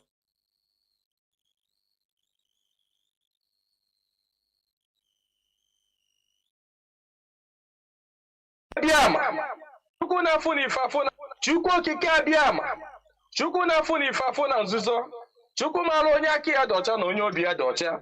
Nwoke si na ya ji ọfọ, nwaanyị si na ya ji ọfọ, mana ọfọ mara onye ji ya. Ụkpaka na-agba n'udo mmiri ọ chụrụ ọzụọ. Gaa n'ogwe omechi ụzọ osi mpịara na azụ nwa igiriga ọgụ nke mmụọ. Ọ gịnị ka m ga-etu gị ka o zuolo gị? Asị m n'oge akara aka eluo, ịbụ mmụọ ka mmụọ, ibe ka ibe. Chukwu okike onye obiọma sị m unu binye n'oge akara aka eluo. Mmụọ niile m na-ejere ozi asị m unu binye n'oge akara aka eluo. Oke mmụọ, oke mmụọ, oke mmụọ. Oke mmụọ, oke mmụọ, oke mmụọ. Mmụọ niile m na-ejere ozi asị m unu binye elu. Tetenụ n'ụra, tetenụ n'ụra, tetenụ n'ụra, tetenụ n'ụra. Asị m n'ọnwụ unu nwoke bụ nwa eze bụ ụzọ mba aka ji ọfọ Igbo, ọzọ eme nte eme ime, ọsị m nọ ya nọ n'etiti unu taa. Ọsọ unu binye enu n'oge akara aka eluo. Mmụọ nna nna anyị ochie asị m gị binye. Mmụọ na-afụ n'ife afụ na nzuzo asị m gị binye. Oke ọfọ ji eje ọgụ asị m unu binye. Ọfọ ndị Igbo niile asị m gị binye. Ọfọ ndị mmiri asị m gị binye. Ọfọ ndị ikuku asị m gị binye. Eze nwaanyị osimiri asị m gị binye. Eze nwaanyị na-ebe asị m gị binye. Eze nwaanyị idodi ikwu na-eme asị m gị binye. Eze nwaanyị amambara asị m gị binye. Eze nwaanyị osimiri nji aba asị m gị binye. Eze nwaanyị ala Igbo niile asị m gị binye. Eze nwaanyị ọgba asị m gị binye. Eze nwaanyị anike wawa asị m gị binye. Oke arụsị na n'ike ojuru nwaanyị aga anị asị m gị binye n'oge akara aka eluo. Igirigi ọgụ mmụọ. Asị m na gboo dike mbọsị ihe ike mere ọ ga-achọkwa nwa dike. Asị m dododo unu binye unu bịa tara ọjị na chijiri eji efola. Asị m unu binye unu bịa tara ọjị na chijiri eji efola. Nna nna anyị ochie, mmụọ niile nwụrụ anwụ ka anyị dị ndụ. Mmụọ niile nwụrụ anwụ ka ụmụ Igbo dị ndụ. Mmụọ niile nwụrụ anwụ ka Mazi Nnamdi Kanu dị ndụ. Mmụọ niile nwụrụ anwụ ka ụmụ Biafra dị ndụ. Asị m unu binye n'oge akara aka eluo. Asị m na gboo dike mbọsị ihe ike mere ọ ga-achọ nwa dike. Ọ sị na mberede nyiri dike na mberede ka o ji ama nwa dike. Ọ ya ka m ji akpọ unu n'isi Ọhamadike. Ọhamadike bụ Mazi Nnamdi Kanu. Ya bụ Mazi Nnamdi Kanu. Otu mkpụrụ anya ji isi ụgwọ. Otu ọnụ na-ekwuchitere mba niile. Ụkpaka na-agba n'udo mmiri na-agba n'oge nke ya. Asị m unu binye n'isi ya. Nye ogologo ndụ na-arụ isi ike. Napụta ya na Eke, napụta ya na Orie, napụta ya na Afọ, napụta ya na Nkwọ. Asị m na ahịa akara aka anaghị eri nwa ngwụrọ, na ahịa akara aka agaghị eri Mazi Nnamdi Kanu. Asị m unu ga-anapụta Nnamdi Kanu na Eke, napụta ya na Orie, napụta ya na Afọ, napụta ya na Nkwọ. Asị m mee ka ọnụ niile kwụrụ njọ n'isi atụgharịa kwụ mma. Ka ọnụ kọrọ ogiri ọnụ kọrọ ogiri lachaa. Chukwu okike abịama, onye jiri mmiri siri ike kpọọ aja were aja siri ike kpọọ mmadụ. Asị m na taata bụ ụbọchị Eke n'ala Igbo. Asị m na Eke ga-eketara Nnamdi Kanu ndụ. Eke ga-eketara ya nwere onwe. Oke ga-eketara ya ndụ.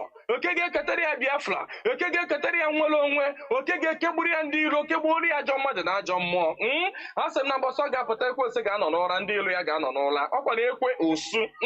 Asị m gịnị bụ ekwe osu? Asị m na mbọsọ ga-apụta ya bụ ndị ilo ga-anọ n'ụra. Ọha bụ ndị ọha nwa bụ ekwe osu. Asị m na ha ncha ga-anọ n'ụra. Na Nnamdi Kanu ga-apụta n'ike na ebube. Nnamdi Kanu ga-apụta n'ike na ebube. Asị m na ọnụ kwuru njọ n'isi ya ga-atụgharịkwuo mma.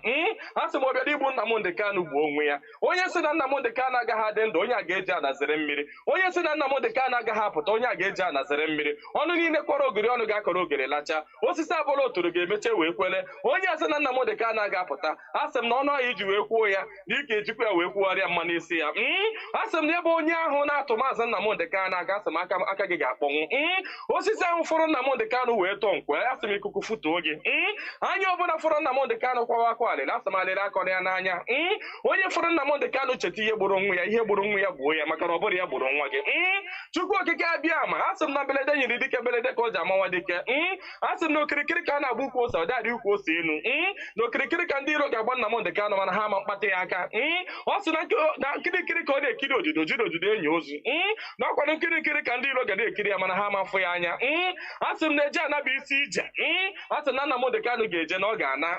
Asị m na inye anaghị eri ọba maka na inye na ọba bụ nwanne. Inye agaghị eri Nnamdi Kanu maka na ọ bụ nwa iyi. Asị na Nnamdi Kanu ga-adị ka echi, echi anaghị agwụ agwụ. Maka na ije ejere bụ ije mmiri, ọ bụrụ eje nkụ. Asị na ya bụ ije ga-abụ ije mmiri. Asị m na ọ ga-anata n'udo. Asị m na ọ ga-abata sirili welele. Asị m na unu ga-aga kpọnatara anyị Nnamdi Kanu. Asị m unu ga-akpọnatara anyị Nnamdi Kanu. Ga-akpọnatara anyị Nnamdi Kanu. Ga tụnye ugo, ga nye ya mmeri, ga nye ya mmeri, ga nye ya mmeri. Tụnye ugo n'elu ugo, nye ike n'elu ike, nye ya ndụ n'elu ndụ.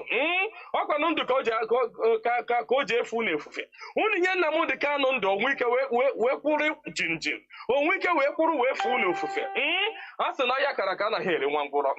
Ihe mere ha ji jide Nnamdi Kanu bụ ka ha nwee ike wee megide ndị Igbo, ka ha nwee ike megide ụmụ Biafra, ka ha nwee ike wee kwuchie anyị ọnụ, ka ha nwee ike wee kachie anyị ọnụ, ka anyị ghara ikwu okwu ọzọ.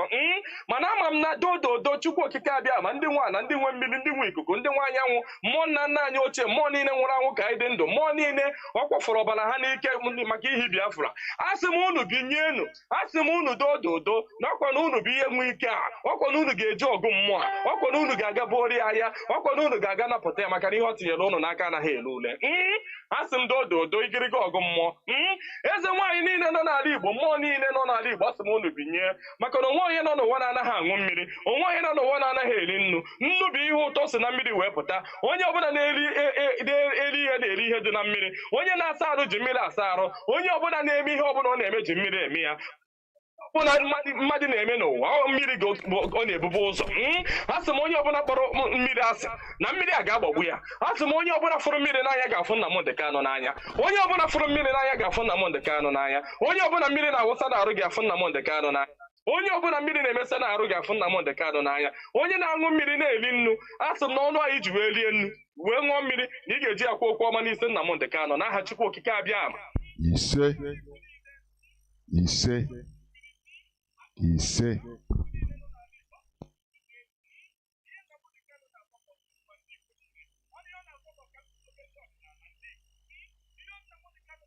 Duru ndị ụka mmakọ.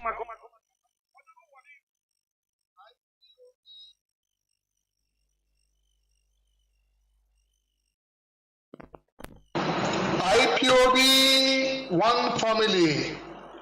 IPOB one family. IPOB one family. Please, dear comrades, listen to this special announcement from IPOB in North Cyprus. This is to notify all Biafrans residing in North Cyprus that IPOB is fully on ground on the island. We have 3 zones here: Guinea, Magusa, and Nicosia. We are calling on you to join us in order to move the movement forward.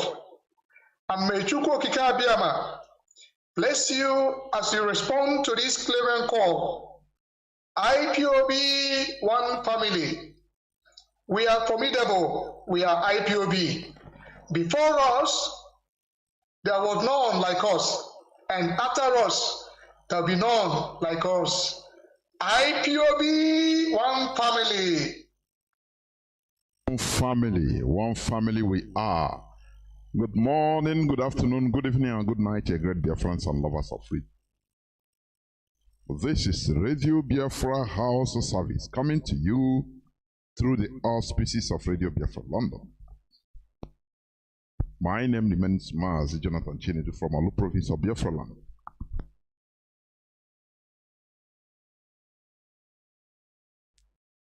We are here live and direct onto this hallowed platform, Radio Biafra HAUSA-SERVICE, coming to you via the auspices of Radio Biafra London. Today is the 7th day of the 9th month, being September, being Wednesday, in the year of our Lord 2022.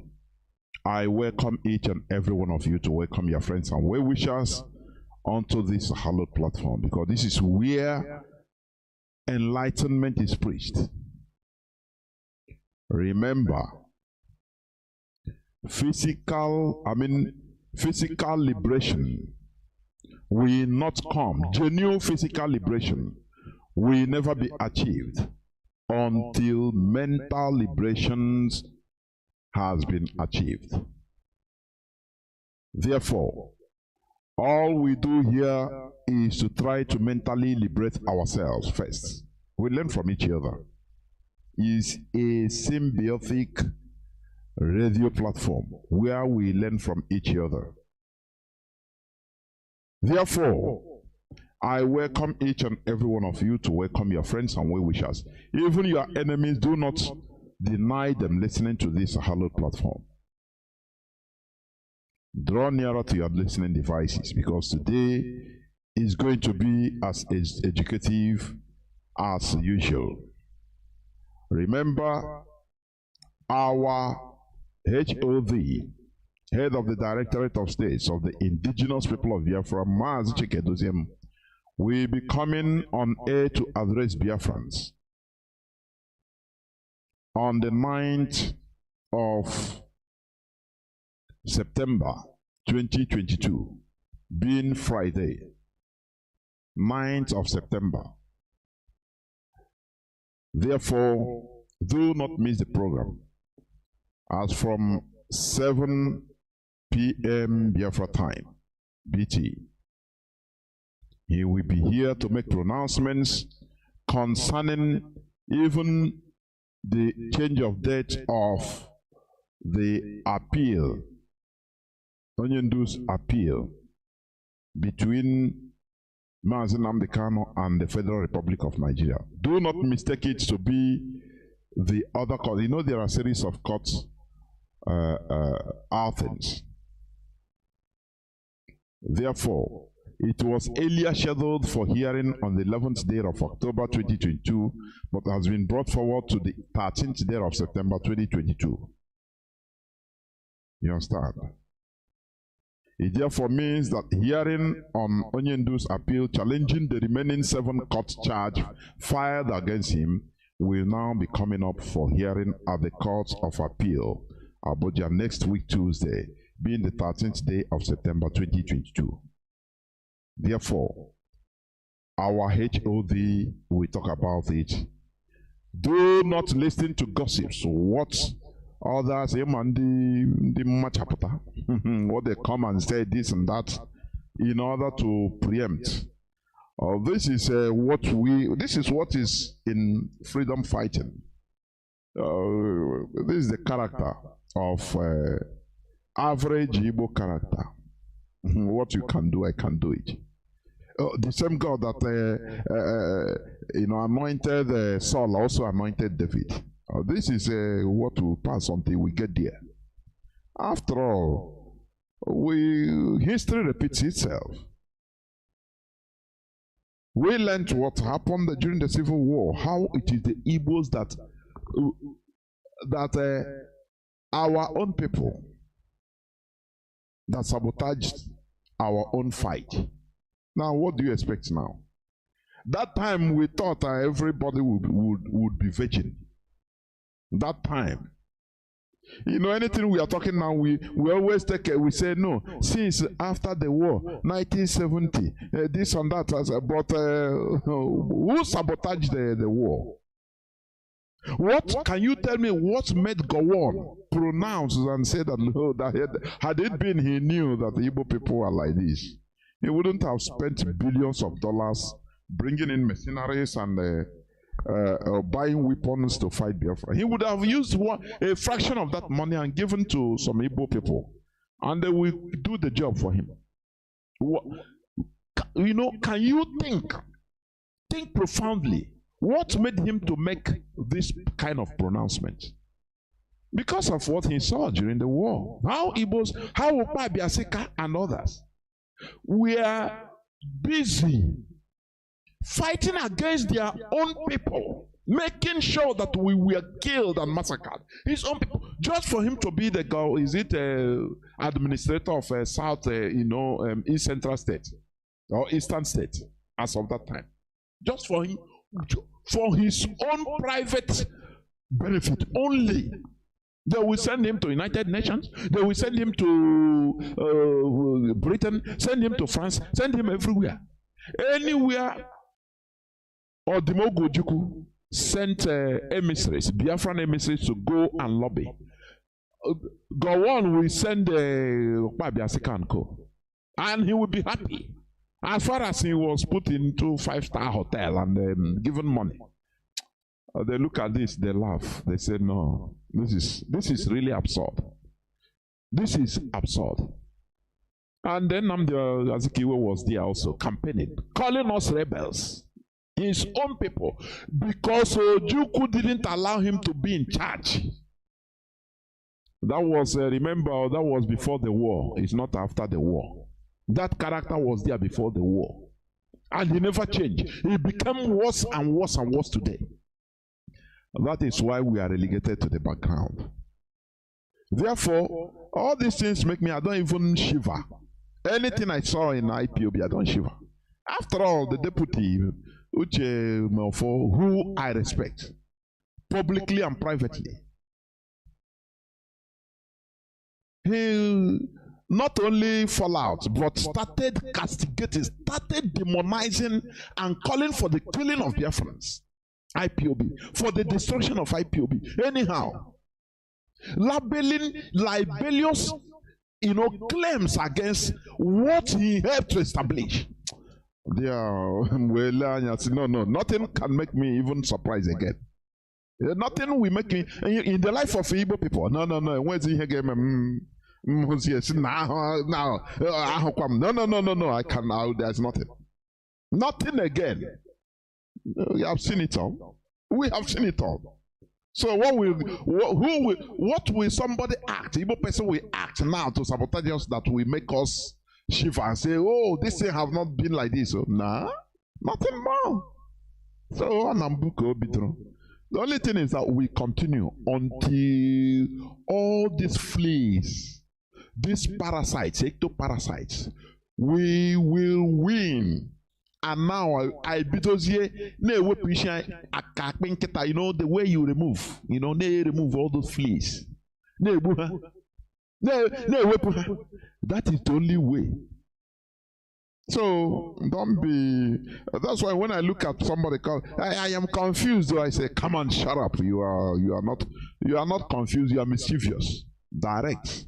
What will happen that I will make me confused? What?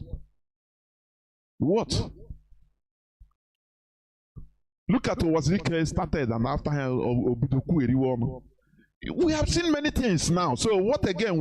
Is it some they infiltrate us that we come and start doing? No. What will they do? What will Igbo man act that people before have not acted concerning sabotaging our own people? Okpa Biasika called the killing of his own people that it is like that it is we that is propagating propaganda. That we should be slaughtered. His own people, his own. Oh, Chineke. So, is there anything new again? Is there anything new? If Arjuna went to carry boys, military boys to only to be convinced through bribery, to be promised that once he catch Ojukwu, alive, let him catch Ojukwu alive or dead. Now everything. He will be part of a mayor. They will give him one position in the Nigeria city, and he turned around, and that was when Biafra started losing till we fell. So what else can somebody do in this struggle that will baffle you? Nothing should baffle you, because who go home. We have seen, we are seeing it every day. So what else? What else? Nothing. So I encourage each and every one of you to remain steadfast, the chosen one, because many are called but few are chosen. Mazi Nnamdi Kanu say he needs 100 men in the midst of millions. He said after those dedicated 100 men, after is what he needs, after others could join later. You know why he made that statement? You know why? So it's a rhetorical request, so that you check, so do so searching, search yourself whether you will be among the hundreds, those that will be leading. You understand? Only members of our ESN, they are more than 100. You understand? But there are some things, it is something rhetorical. You need to ask yourself. Because in other people can sabotage, there is no country, no nation in this world that they have no saboteurs. But is something out of this world. That is why I look at it, I summarize it as primitive way of reasoning. From primitive people. Forget that, we're all over the world, we travel, we make money, we drive private jets, we drive the best cars, this and that. But still, many of us are primitive in thinking. I say primitive. Go and research about primitivity, you will understand. It's not about driving the 2024 car, no. That does not even come out, custom made. It is not. It is not about being clean, dressing fine, living in a developed country. You can live in developed countries. After all, go to where don't you have monkeys? Where don't you have monkeys? Monkeys in America, do they think like human beings? The answer is no. They still remain monkeys. Chimpanzees in Denmark, they don't. It's the same chimpanzee. They behave. You cannot because they are chimpanzees in Copenhagen. Okay, they used to warm their food. They used to sew their clothes. It is impossible. It's only they found themselves there. That's it. So. Primitivity is in the mindset. It doesn't matter where you are. That is the reality. So in what there is nothing I can see action by Igbo man or this is surprise, because we have seen it all. That is what I want to say. So forget about people making jests of our, our struggle. People that we go on only canvassing for visa. Bring your CV so that you work for Biafra, you train as a doctor. Are you a doctor? Come, I'll get you a visa. Freedom fighting. Was Rike's style. When he deviated, he started talking from both sides of his mouth. From time to time, Biafra has passports now, so apply for your own. And Biafra have now numbers, registration, vehicle registration numbers. Come and get your own. The person telling you this, he is going on Nigerian Federal Republic of Nigeria plate number, being protected by Nigerian police.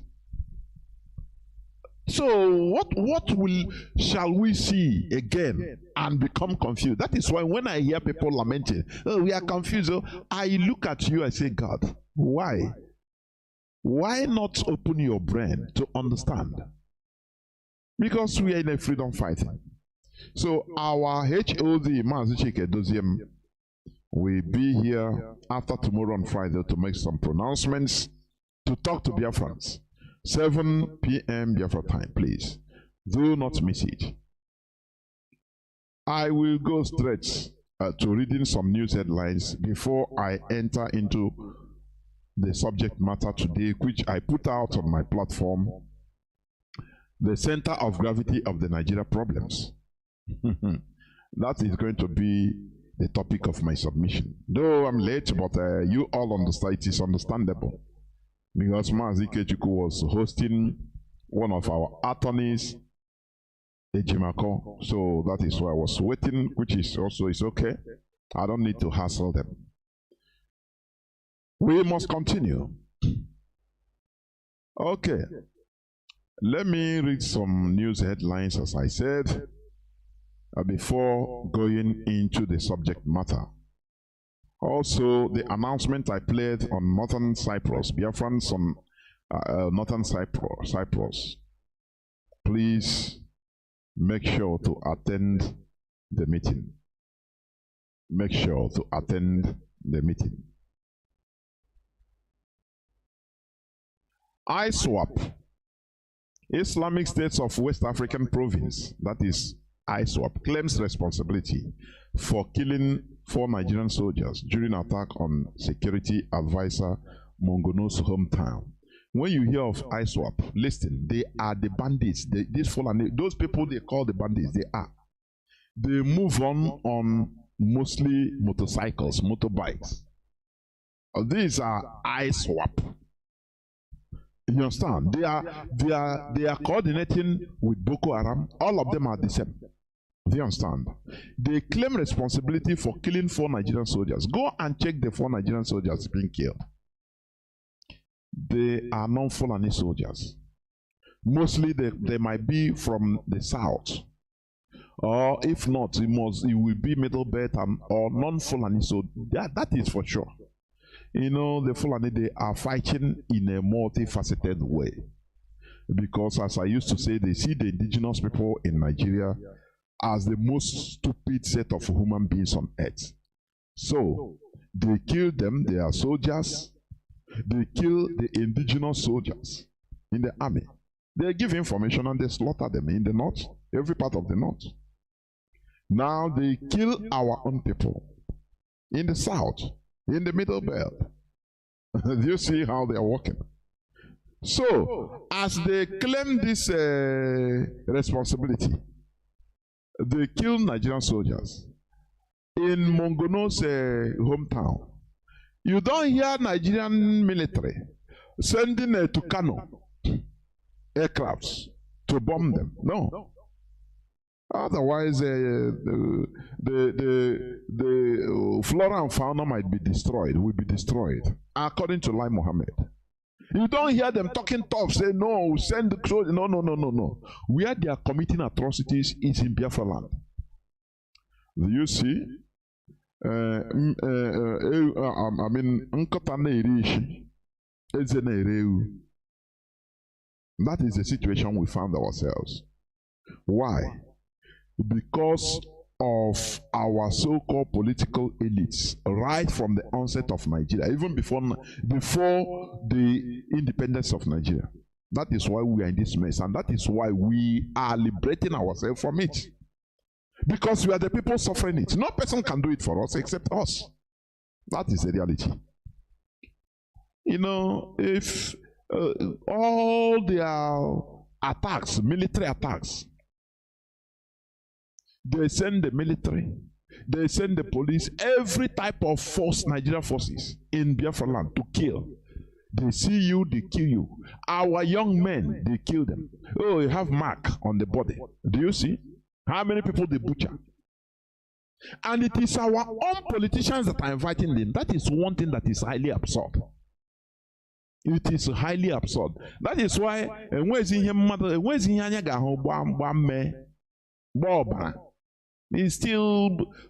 still shed tears. It's watery, not blood. When you see an Igbo man inviting foreigners to come and kill his own people. So that what is his aim? The only aim, why? His recompense is to continue maintaining his political position as a governor, as a senator. He will be boasting publicly. I will bring to Kanu to bomb his hometown. That anything they see in the bush, both people that are cultivating, they will all be slaughtered. It's only Igbo people that are doing this. And you tell me that there is something an Igbo man will do now that will make me start rethinking or think that it's something that no other person has done. Is that what you're telling me? People that has no dignity, people have no honor. Well, no honor.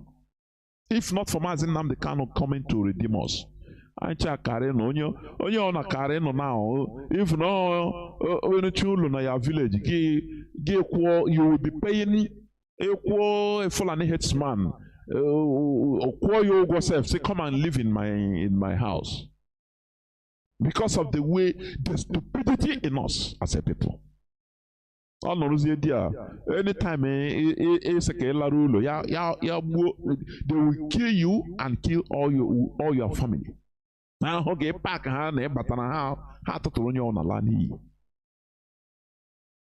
if not for Mazi Nnamdi Kanu, sometimes I say we don't merit Mazi Nnamdi Kanu. No, we come not for people that are ingrates. But thank God for the few, for the chosen few. That is my only, Pancas will be my only courage. For the few. Otherwise, honestly speaking, it's okay. We must continue. Another news say how Nigeria High Commission officials connive with Kenya police to extort money from Nigerians in Kenya. Are you seeing it? If you read, you see how it's the only country in this world that are against their people. Because of, no, they are Biafrans. Tell me, leave these people to go. No, they continue, destroying, suffering our lives for nothing everywhere in this world. Oh, Chineke, and they say we are in one country. They connive with foreigners, both in Nigeria, both in foreign land, in order to deal with us everywhere. It is here in Kenya. That is it. Oh, we are in one Nigeria. Don't you see the evil in our land? Nigeria, embassy officials helping Kenya officials, conniving with them, say deal with all these Nigerians. They are Biafrans. Do you see it? And you are still there calling, oh, Nigerian community. Oh, we are Nigeria. Oh, Nigeria. Are you not stupid? You are the most senseless human being on earth. The other day I said it. Common sense should make us, after the war, even individually, even if you are not told, survival doesn't mean that you go and sell your life. Say you want to survive. It's impossible. It's impossible. You understand? If you do it, you are an idiot. So, common sense should have made many of us. Okay, even if you are going to north or west to look for scavenge, you should have used your number 6. That you will try, even if it's in one room there, one apartment, you live. You rent and live. Man, all your money, if you make money, you come and invest in your land, in any part of Biafra land. But primitive people, they still rush back. Oh, one Nigeria, they relax. He made money and built skyscrapers there. The same place they were rounded up and slaughtered. And you are telling me that a guy wanted bread. Is that what you are telling me? You know, before I thought that we had brain, but after careful studies of our people, I know that I see that we are the most stupid set of people on earth.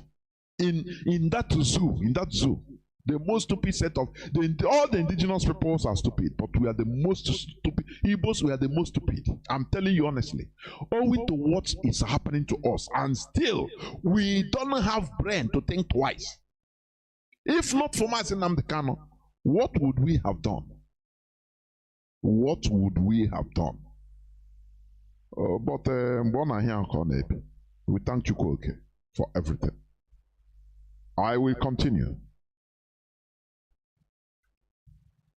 Okay, there is this Sheikh Gumi's head,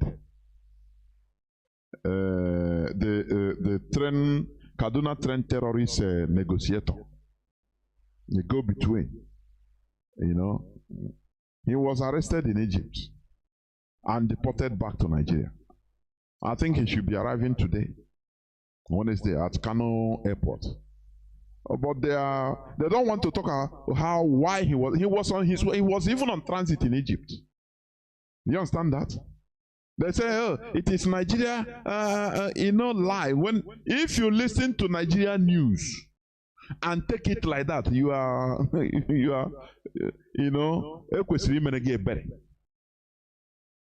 because there is no truth, nothing, no truth. The fact that he was arrested, they know that it is something they cannot hide. But they started beating about the bush. Even Sheikh Gumi said something. No, he didn't know the reason. He knew. He knew. You know. He is a terrorist. Remarked as an international terrorist. That is the reality. You understand? So on arriving in Egypt, they arrested him and said, no, you can, after everything, they deported him back. Did you remember it's for 8 terrorist sponsors that are still in jail, arrested in Dubai? Nigerians, high Alhajis.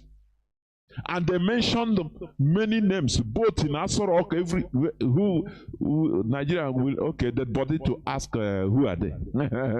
Everybody have kept quiet. And Hannah Bawanye. This man was arrested and brought back today.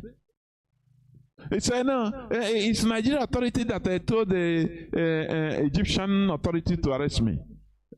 Now you ask, didn't he move out from Nigeria? You know, there are lies they will talk. With common sense, you decode something. He didn't talk about the reality, why he was flown back. Because they know they penciled him as a terrorist. So on transit, instead of anything, they deny him. They say, because he's on transit. Technically, he is not in Egypt. He's on transit. So they brought him back. They put him in their next available flight back to Nigeria. Had it been he even reached to Saudi Arabia, they would have jailed him. They might have jailed him because he's in the red list, terrorist. That is, Nigeria. There are some lies you should read in Nigerian newspaper. You use your brain in order to decode try to decode the real situation. Why is it that he said it's Nigeria authorities that told Egypt to arrest them and bring them back? Now, okay, but Nigeria allowed them to travel first in the first place. Is there any sense in it? Anyway, he is an head, personal assistant to that terrorist, Gumi. In Nigeria, it's a terrorist country. Terrorists are moving, roaming around, nothing. But there are countries they cannot travel to. There are countries they cannot travel to. If they travel there, they will jail them. And some are serving jail terms in Dubai. Remember, Dubai is a Muslim country. Remember, but they arrested and jailed them as terrorists, Islamic terrorists. Being a Muslim country doesn't mean that they don't know what terrorism is all about. many Muslims, many countries or Muslim countries, they are saying that, look, what is happening in Nigeria is not, they know, say it's not about Islam. That these are just terrorists using the name of Islam to do what they are doing. And it's true. That is why Egypt, that is also a Muslim majority country, although it's a secular country, but it's a Muslim majority Arab country. It's Arab, I think Arab Republic of Egypt. And because Egypt has the largest number of non-Muslim Christian community. They call them the Copts, Egyptian Copts. They arrest this guy and they don't want any problem. They just put him back and say, these terrorists, go to your terrorist country and continue there. But with Nigerians land, no. In Nigeria, he is okay, man. He will come out on Channels television. I think he's the owner of one newspaper, Herald, Weather Desert Herald. That is the reality. To tell you the standard of Nigeria. Nigeria, to tell you the standard of Nigeria. You understand? You know? So do not forget, we are live on air. Today being the 7th day of September 2021. And, you know, we understand what is going on live in Olo, side, also side. The Nigerian military, all of them, they are shooting people as I'm talking now, killing innocent people as usual. Who is giving them that authority, the audacity? Is still the governor, the so-called governor. You know, with them, do you understand? They are Nigerian soldiers and the Bubago. They are shooting us at anything that moves. As Adekunle said during the Biafra, that his mission is to shoot on anything that moves. I think in Aba and Onisha and way. In Biafra land, anything that moves, shoot and kill. That is the policy that they indulged today. And you are there doing, oh, one Nigeria, oh, Nigeria, my country. You are supposed to be, you know, you are an idiot in short. Any Biafran, any Igbo man that don't understand by now the handwriting on the wall, you are simply an idiot. We must continue. Let me rush through other news headlines.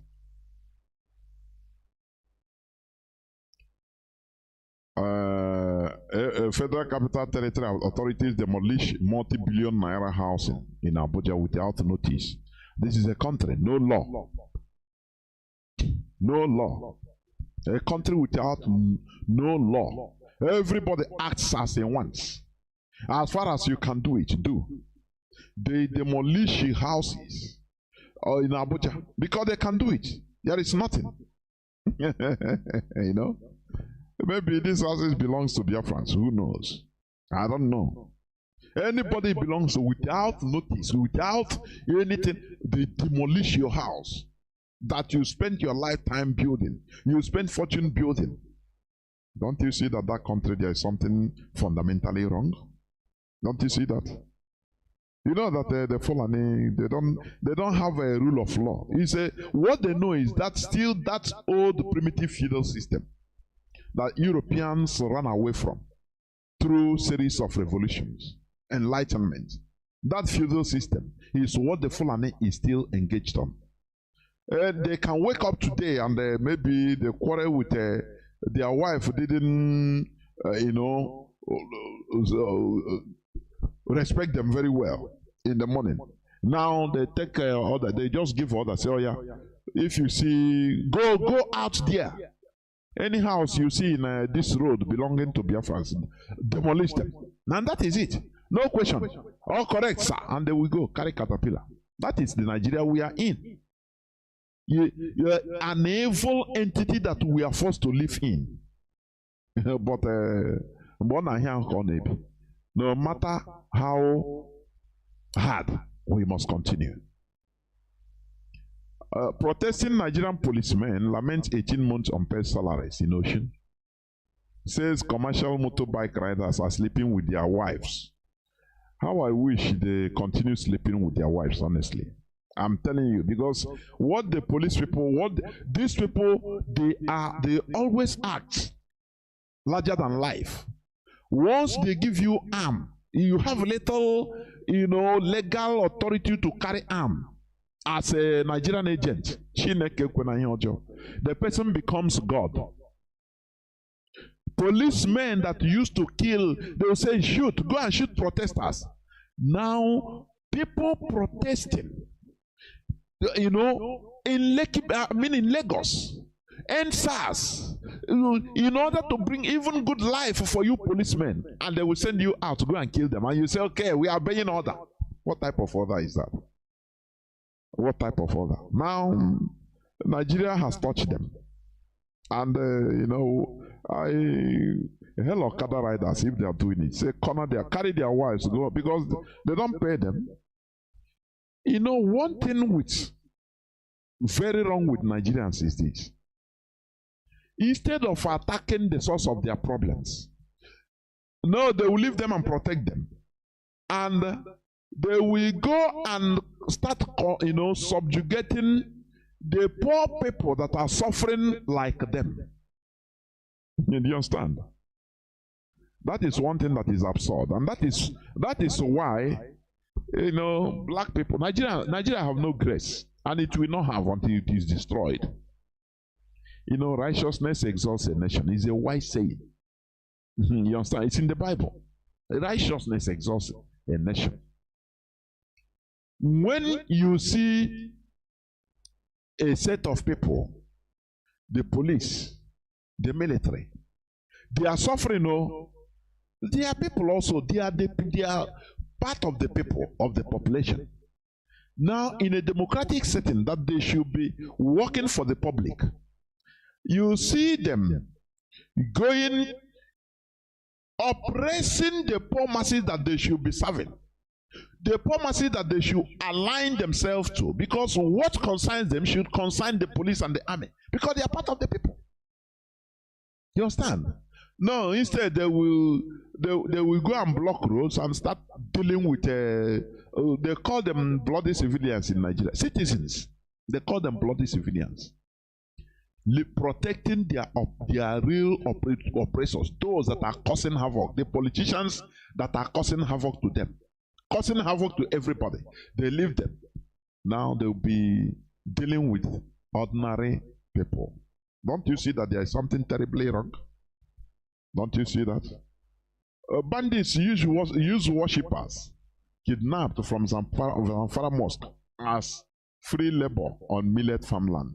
For you to understand, bandits, these are ISWAP, terrorists, Fulani terrorists. Now they have lands.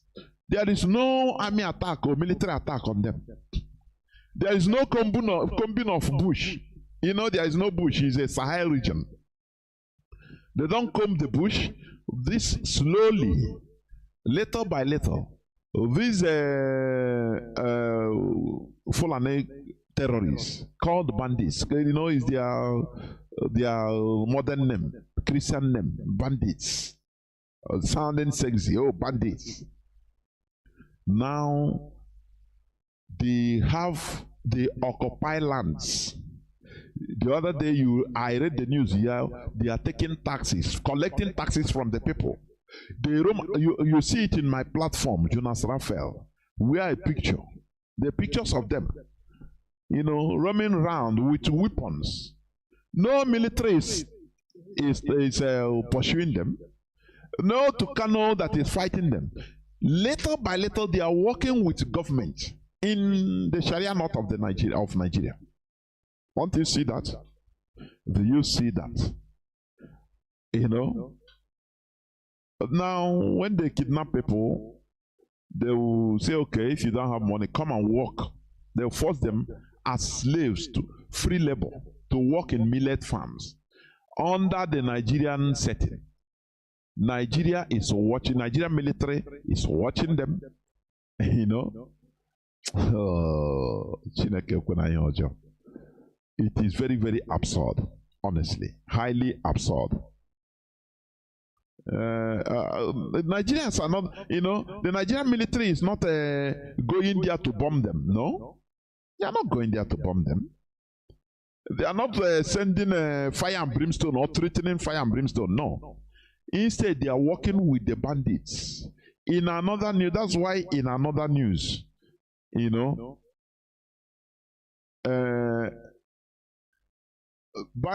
same bandits, they will arrest the thief, and hand him over to authorities. Maybe authorities, part of the authorities there in Zamfara is in the Sharia North, is the Hizbah police. So now they are working hand in hand with the police. Don't you see that? The very gullible set of people. Don't you see that? No, you don't see. Because they program you to continue monitoring Igbos. Oh, the way Igbos are eating. Oh, the way they are, talking. Oh, the way, as you are busy monitoring Igbo. Oh, Igbos, you don't allow them. Don't ever allow them to have seaports. Don't allow them to have airports. So, because if you allow them to have airports and seaports, they will dominate, and they will no more be coming to Lagos to build or to invest. As you are doing that, the Fulani, they are gradually taking over.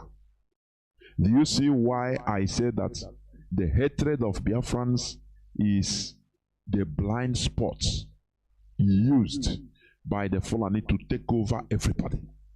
If you want to talk, they say, if you talk against Fulani, the Igbos will take over, they will dominate you. So focus on the Igbos. You see how they are talking of Biafra. You want them to have Biafra? You say, no.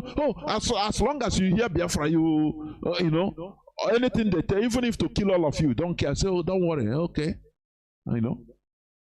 Didn't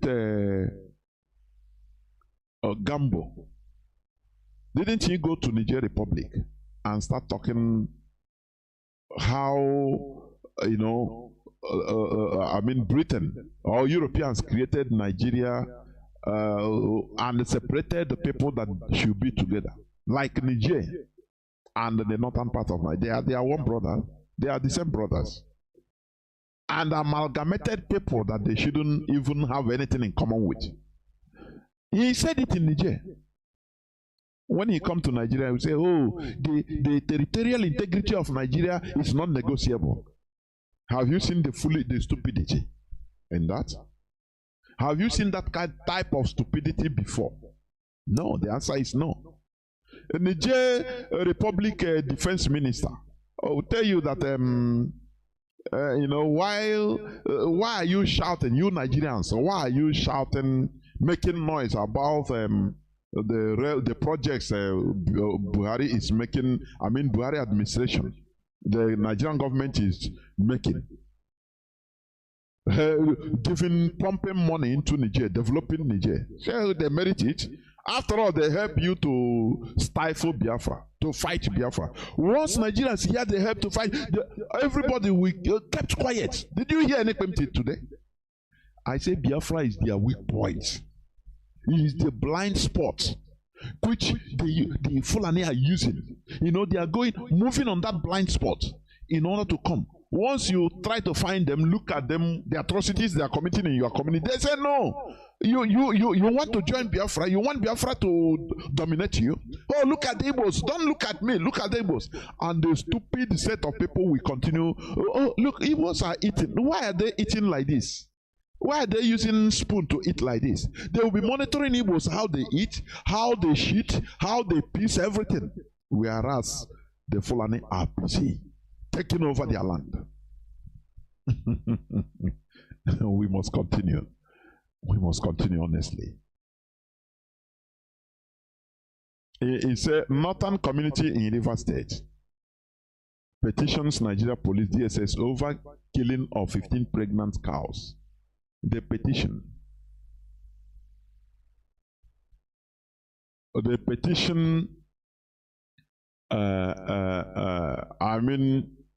the River State government on the killing of 15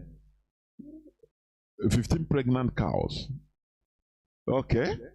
Now, the question why I bring it out is all this destruction of Igbo goods and properties and lives, killing us in different parts of Nigeria. Have you seen so-called Igbo people, writing petition? Let me ask the Abule Ado bomb attack, vacuum bomb attack. Which when they talk, immediately that episode happened. Many of our people perished, even children.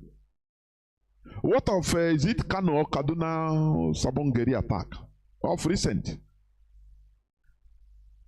Immediately happened, they dispatched one of their stooges in the name of Ohane Zendibo chief there. He will be the person who start blaming the way you people should keep quiet, don't talk. You people you are the cause of your problems. People that are willing, people that are mourning, they will still come to add salt to their injury. Blame them to keep quiet. That they're on top of the issue. That how many issues they're on top? Anything today? Can somebody call to tell me the result of Abula do anything that happened? What of the is it Kaduna Sabongeri bombing? That the governor or deputy governor denied that nothing happened there, no person died there. Upon the whole people that on video, many children that were killed. No person, nothing happened there. It's just a weather that his gas exploded and nothing happened. Do you see the life of slaves? Do you see it? Why I used to talk like this? Because honestly, this life you cannot live it twice. Let me talk so that the world will hear my voice. That I talk like our leader he have been saying. Once you die, you go. You will be satisfied that at least you make the world hear your voice. I'm telling you honestly. That will be all these calamities that are happening in our land against our people. Have you seen anybody? Have you seen anybody writing petition, going for us? But anything, even if they plan their own and kill their people in our land or kill their cows, immediately our governors will come. Oh, I will pay. Don't worry, I will pay. They will start fidgeting.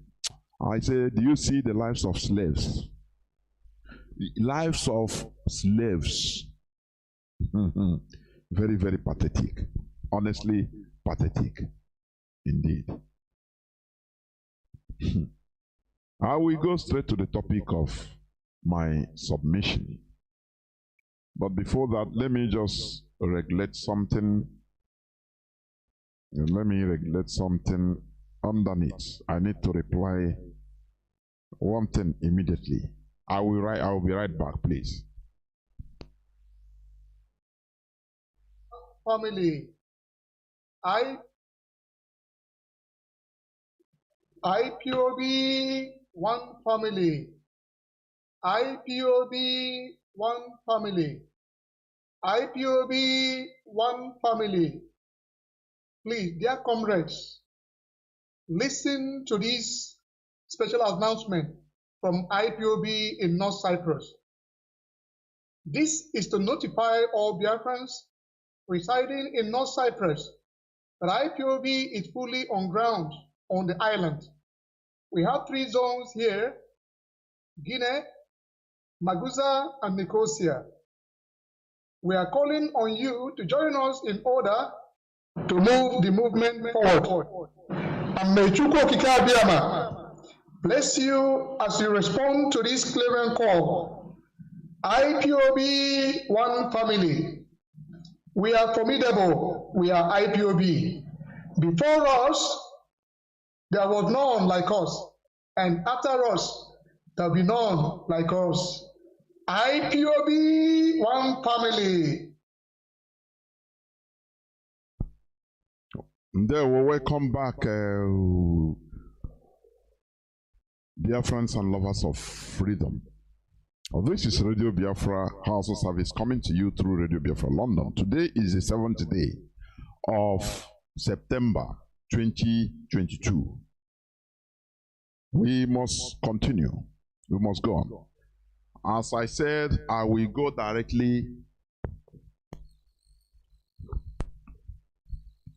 to the topic of my submission, which says the center of gravity of the Nigeria problems. That is the topic of my submission in today's program, please. The center of gravity of the Nigeria problems. Okay. Before I start, I will just play a few minutes of this clip before I continue, please. It is this intelligent officer, the shadow man that he should be. He risks his life. One of the man said, you shouldn't, I shouldn't be known to be existing. If you understand, you know what? That's one thing people don't understand. I just want to just few seconds. You know, when people used to say that, oh, I'm formidable because I'm here, my face is everywhere in the world. I am known. This and that. I'm proud. I'm okay. Yes, you are doing well in the struggle. But let me tell you, a nation, a country, building of a country is just like a soil, Allah. Land has many components, both the seen and unseen. You understand? When you come to humus soil, you see it is black, manure, very fertile, this and that. There are other components of the soil you don't know or you have not seen. All those things make up the soil, the land. A country is run through many ways, by different groups of people, different groups of human beings, both hyena, both elephants, both lions, both mandiara. Every kind of human being is what makes up a country. You understand? There are people that are in the shadows, but they are the people that are, you know, the solid rock. They are one of the people, the solid rocks of building a country. Whenever you hear CIA, have you seen, unless they are director, can you see a CIA field operative coming to tell you, oh, I'm a CIA, I'm a this and that, you know, I'm working for America. See, you can see somebody so, you know, with dreadlock, you think that he's a mafia, he's a drug dealer, but he's a CIA agent. He's a secret servant, secret service agent. They are the people that are bringing information, making it possible for you to be moving around freely without fear or favor.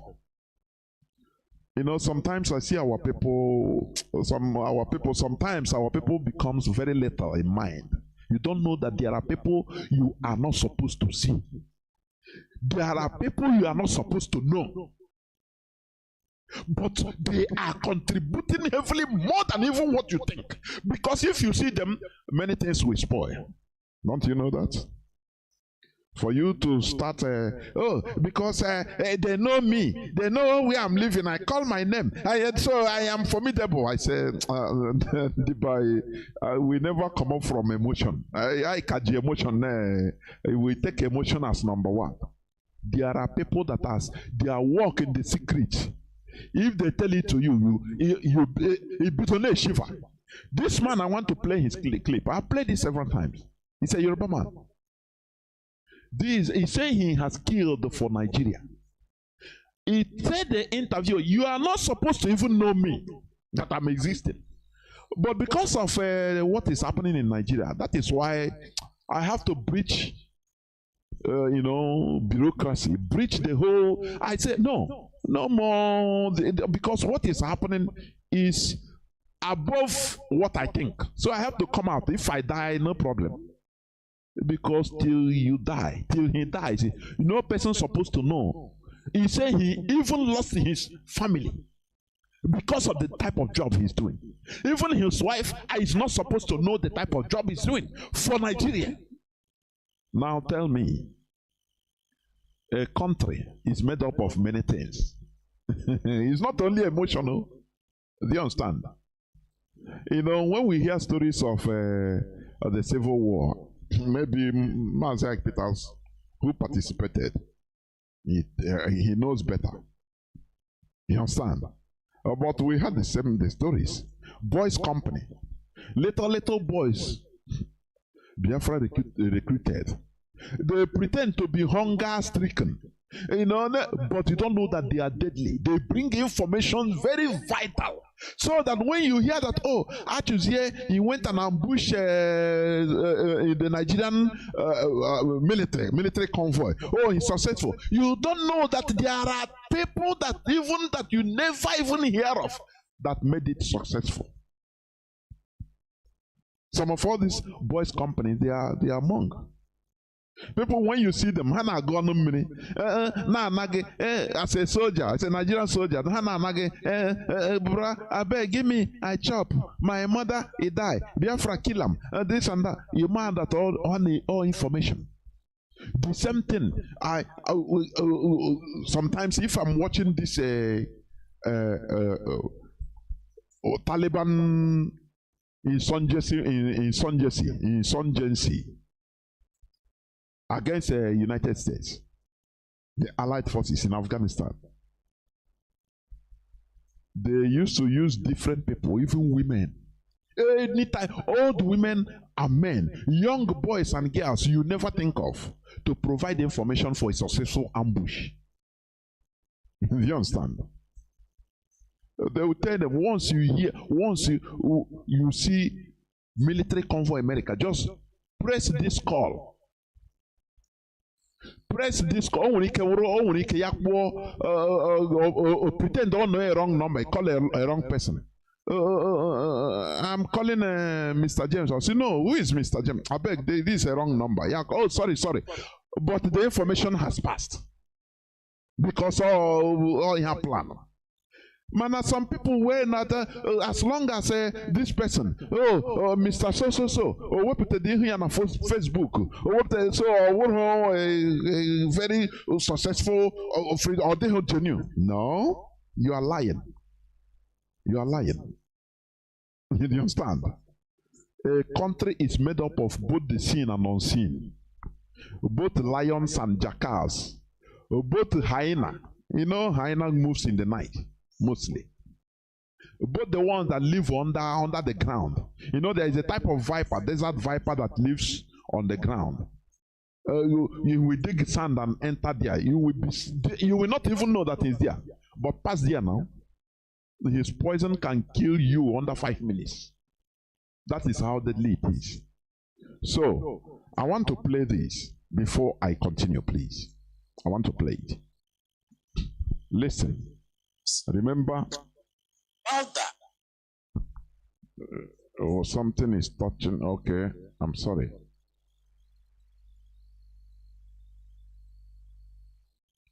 Okay, let me play this. Listen attentively before I start my analysis, please. Remember the topic of my submission, the center of gravity of the Nigeria problems. Listen, please. Commanded men outside Nigeria and so on. But I'm not going to come to your station to discuss kinetics. The problem is not kinetics. In 2017. Remember, before he continues, he talks about kinetics. Let me define Kinetics is a branch of science that deals with the effects of forces upon the motions of material bodies or with changes in a physical or chemical system. Kinetics is also the branch of chemistry or biochemistry concerned with measuring and studying the rates of reaction. So, kinetics, because now, so when you use big grammar, many people don't understand. Kinetics simply means like managing a sickness and not going for the cure. Dealing with the symptoms of a disease instead of going directly to the cause of that disease. Kinetics deals with the reaction. The result, the symptoms. You understand?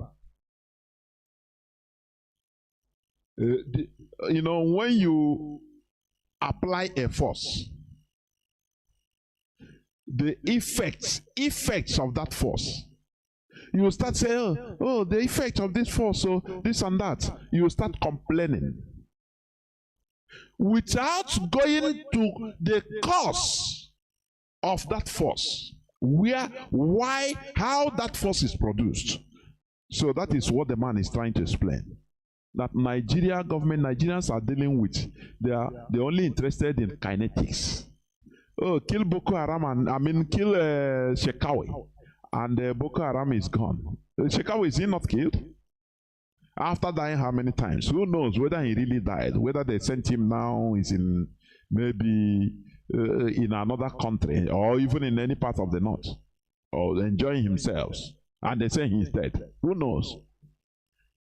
The Nigerian government, they always go for the symptoms of the disease, not the disease at all. The effects. Everybody start complaining about the effect. But what is the cause of that? That is the center of gravity I'm talking about. Therefore, we are going to talk about the center of gravity of the Nigeria problems. Continue listening, please. 2016. I'm always a member of the Security and Intelligence Brief at the Defense Headquarters. I told them, General Lawrence Shakin then, that the challenge we have in this country cannot be solved the same way we solved the problem of Niger Delta. The Niger Delta problem was solved during Yaradua time, basically by me. And I told them that we can't use that same template for Boko Haram. I told General Lawrence Shakin to look at the center of gravity of the problem. And we look at that is where the problem, the cause, where when you hit it, everything collapses.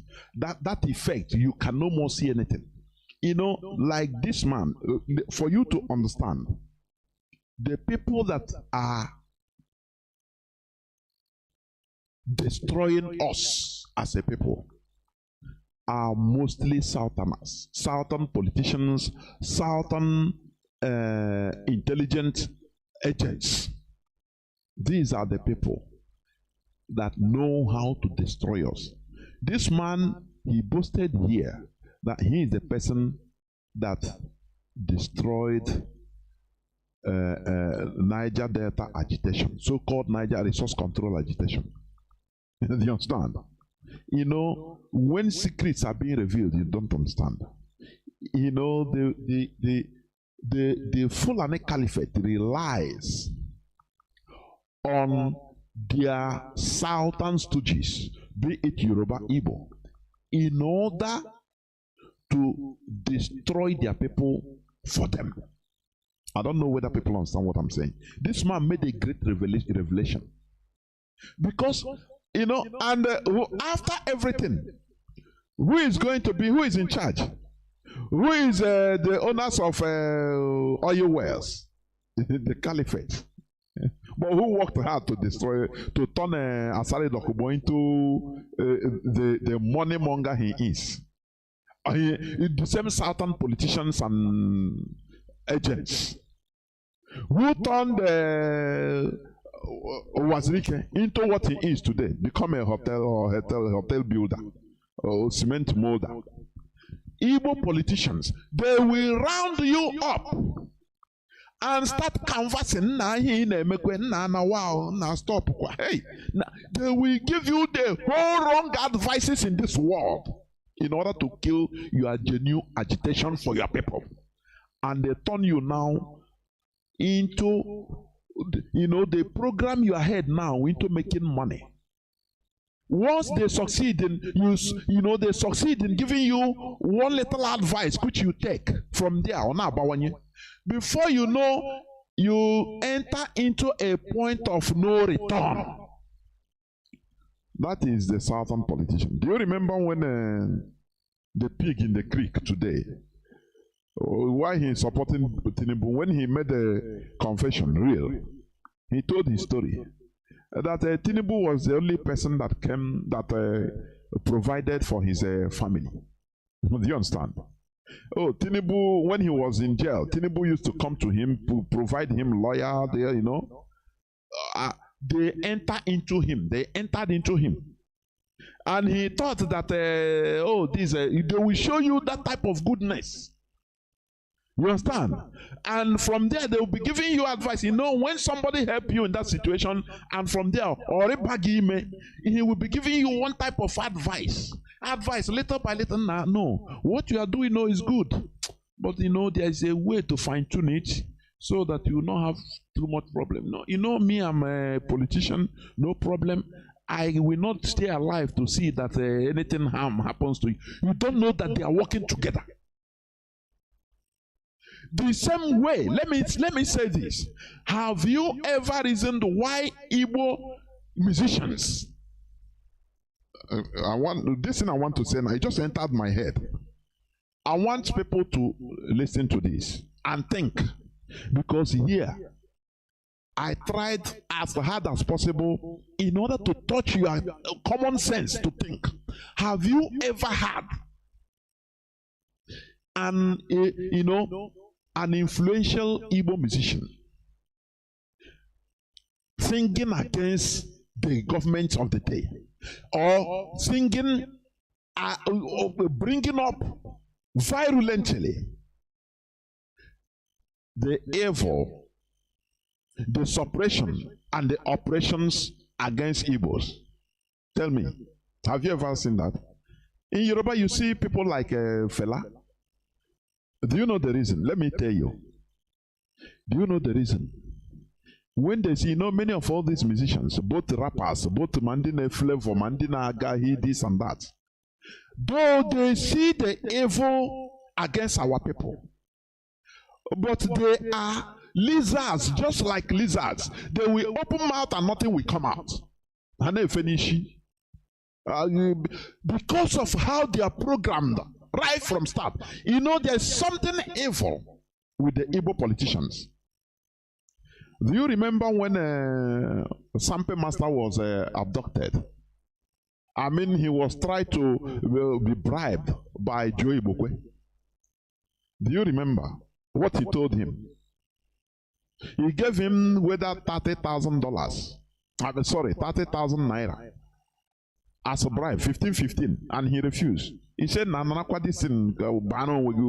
take this and be, you can sing your music, we will sponsor you. But there are places you don't enter. This Biafra you are going, you don't know. Don't ever sing about it. Leave us to take charge of that side. But sing and make money. This is the way. Now, that thing made me, I say, okay, this is the reason why you see Igbo musicians, both traditional and that are in influential people. None of them, I say by none, none of them ever openly, courageously sing about our marginalization in Nigeria. No. Our true situation in Nigeria. No. Instead, they sing Ibutike, different rubbishes they sing. Do you know the reason? When they are coming up, singers, the Fulani Caliphate, they have their agents, Igbo politicians that are agents, scavenging people that could be influential tomorrow in Igbo song, in Igbo music industry and Nollywood? Oh, I don't know. I mean, this thing I'm telling you is that is exactly what is happening. Maybe some of all these musicians might be listening to me. It's the truth. Call them, tell them. If they can tell themselves the truth, why don't they sing? Why don't they portray what is happening in our land? I mean, all these high influential Igbo musicians. When they were coming up, once they see that, oh, this person, he has talent, he can come up tomorrow, they will go. Even in all those studios, they are agents. They will call, this guy is a future talent, so come and meet him. They will meet the person, introduce them, like Joe Ibukwe. Introduce the sister, we see that you will do great tomorrow. You know, we will support you. You know, we will support you. You know what they do? Fulani give them the contract of catch them younger. Oh, these people, the way they hold us every 360 degrees. Let me tell you, this is not only for Igbo, the musicians or Nollywood actors. These are only applicable to some reverend fathers of Igbo extraction. Let me tell you, brothers, reverend father, clergymen and women in Igbo extraction. So all these musicians, when they are coming up, they will meet them when that time they need to progress. It's just like you know, a local Nigerian footballer that is trying to find a way so that tomorrow he will be like running and be making millions of dollars, signing millions of dollars and pounds contract. That time all he is playing at Enyimba. He is ready to do anything. You see somebody come and say, I will bring you. Is it not people that change their name? Answer Hausa name. For them to move out. Relinquish their real identity. That is how it is. Catch them young. Now, because they want to go. They want to grow. They want to run away from poverty. So anything is allowed. That is when these evil Igbo politicians in all those studios, once they see a young person, young man or woman of Igbo extraction, of Biafran extraction, that wants to come up, they will call those studios. Because they have the agents at the studios. They'll call them, this guy, he will do better tomorrow, so you better go and see him. They will come and meet you as a young person that wants to survive, that wants to progress in your music or action. They will sweet mouth you, you know, now we. So we do not, there are things, we'll be telling you the way you will sing. Do not castigate the government too. That is the thing. Before they do that, before they tell you, they open the whole Bible. They first of all, you know, support you. Now take this 10 million, put inside pocket. This is not small thing now. You know, these are the ways, or one of the ways these stooges like Joe Ibuku and co, Igbo politicians are using to make money. Once they see a talent coming out from Biafra land, as a musician, actor, this and that, they will call. Once they contact them, they themselves, they will contact their handlers, their Fulani handlers, Alhaji handlers, and tell them, hey, there is one boy, this boy, he will be a future star tomorrow, so I will go and meet him. The Alhaji say, go and meet him, no problem, anything he can chop, so that you put him in the position he's supposed to be. They laugh, kwa, kwa, kwa. He will call and they will meet that guy. You understand? When he does the guy, say, for a start, I give you 10 or 20 million naira. Hey! A person that never see 500,000 before in life, that is eager to rise up. Once he collect that money, now he will give him conditions. You know, this is your song, so do not enter into politics. I say, hey, no, at no cost, no matter what happens, do not enter into anything politics. So, and don't worry, you count on me. Anything, just call me. He will give him his card. Anything, if you encounter problem, just call me. Give me a call. Okay? You know our people now, we no within a contact. Hey, no senator, former senator. Oh, kwa joy Kamitri. Now wow, he never understand the full meaning of what he did until when he grew. When now he grow, some things will be happening like Lekki massacre. NSAS protests. How many of them? You will see them. Like our marginal, the way we are being killed, Fulani is killing us. If they will call him and say, remember what our covenants. You will not talk about politics. Go and make merry. To people, encourage our people to work harder under the Nigerian setting. I will give you contacts of people, with them, people that has money, so that they will be sponsoring you. You understand? If you have problem, call us. But there is a no-go area, politics. And that person, those people, that is why all these Igbo musicians and actors, they are sentenced into perpetual quietness. do you understand it now? They have people, these Fulani stooges, and when they spend, for example, 50 million on them, they will give their Fulani Alhajis bill of 500 million. Oh, the boy, I'm spending on them. Hey, he said no problem. What is money? Is it not more your money is giving you back? He's giving you a crop. It would say, okay, don't worry, I'll give you. That is how they make money also. Catch them young. Do you understand? So these are the secret recruiters, silencers of our people. That is why you see many things happening. The Fulani headsmen are killing our people. Nothing. Who will sing it in music? Oh yeah. Instead, they will go where money and this and that is spreading money. Other things don't concern them. Do you see how these people everywhere? Everywhere. But we are liberating ourselves, honestly. We shall never stop. They don't understand how prepared we are, as our leader will tell us. Or we tell them. They don't understand. They thought that we are that type of crop of people, you come, after. They try to thwart us. They don't know that they made us more stronger. They made us stronger. They use different people. They attack for them, like what this man said, the center of gravity. They thought that once they had this meeting and said, what is the center of gravity of IPOB, stopping IPOB?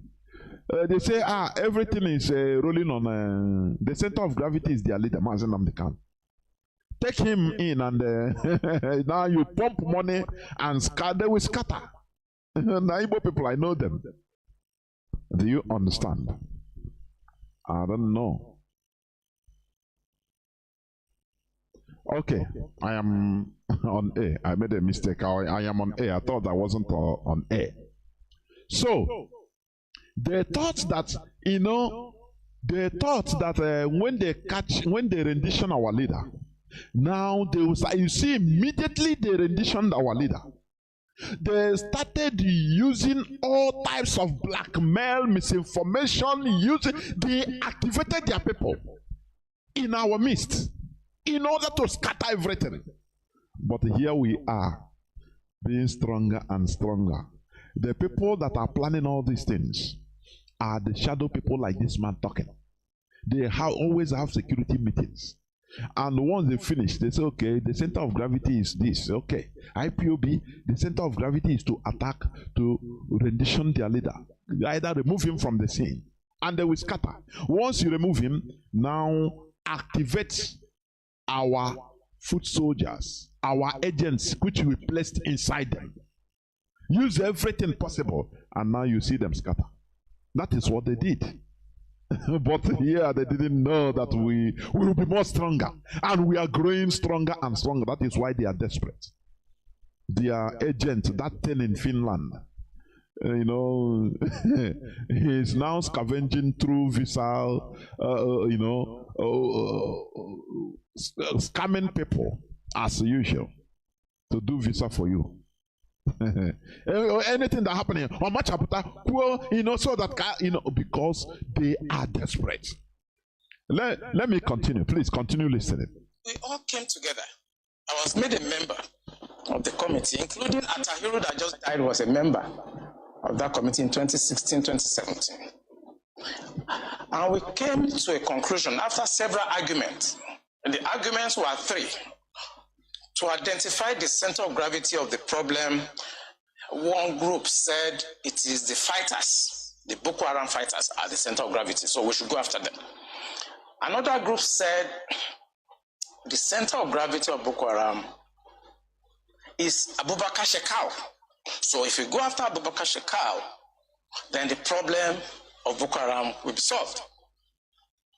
I took exception to the group. I said that is not the center of gravity of the problem of Boko Haram insurgency that we were having between that 2012 and 2017. And General Shaken asked me, allow me, why are you giving problem? What is the problem? Give us the answer. And I told General that if I tell you the answer, you're not going to be able to solve the problem. He said, what is the problem? He said, the center of gravity of Boko Haram and insurgency in Nigeria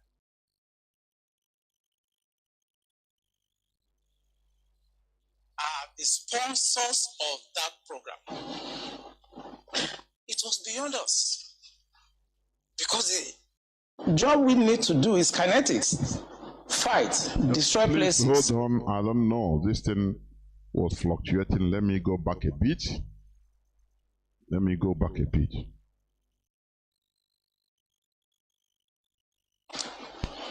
I'm always a member of the Security and Intelligence Brief at the Defense Headquarters. I told them, General Lawrence Shakin then, that the challenge we have in this country cannot be solved the same way we solved the problem of Niger Delta. The Niger Delta problem was solved during Yar'Adua time, basically by me. And I told them that we can't use that same template for Boko Haram. I told General Shakin to look at the center of gravity of the problem. If this man didn't come up publicly to talk that the problem of Niger Delta was solved by him, basically, will you know? Will you know? To tell you that in a country, in a fight, in a nation, there are people, quiet people that you should not even know, doing something that is so huge. And that is how it should be. You understand me? That is how it should be. So you credit those people. During the Second World War, I think America used to commemorate the unknown soldiers.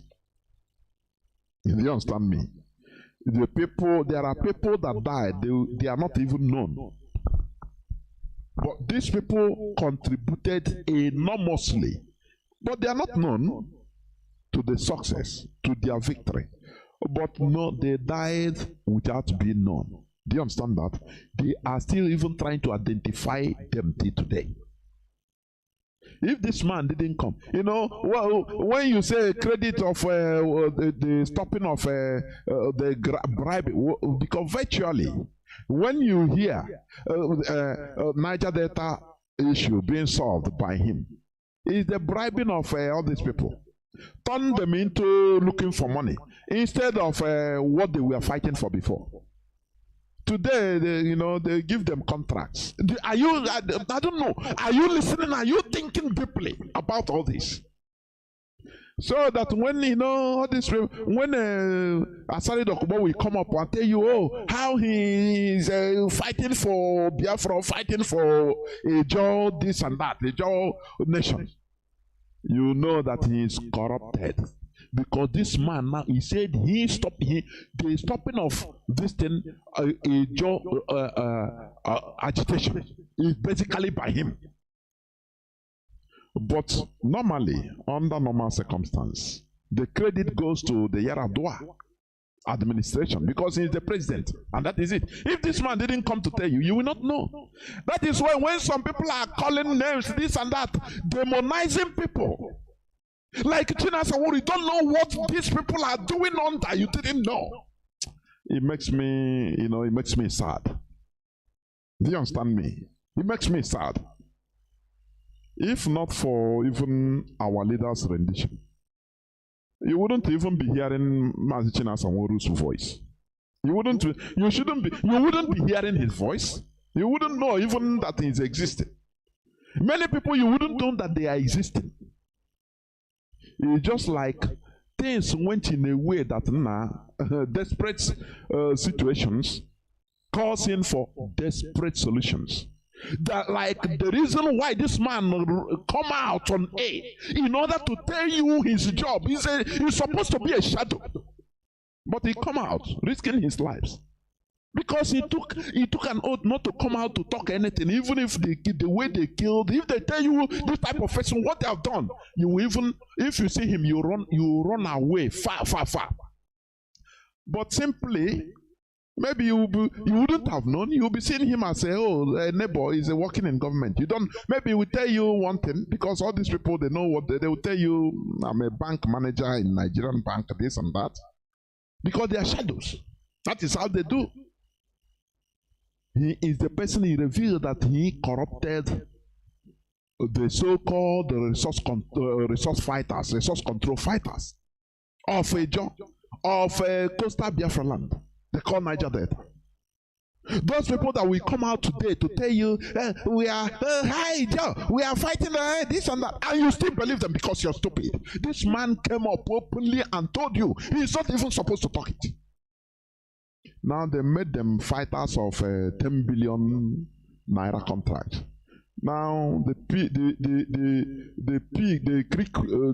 pig, I think he has joined with Ateke to fight Tompolo for why should they give him contract? They need their court.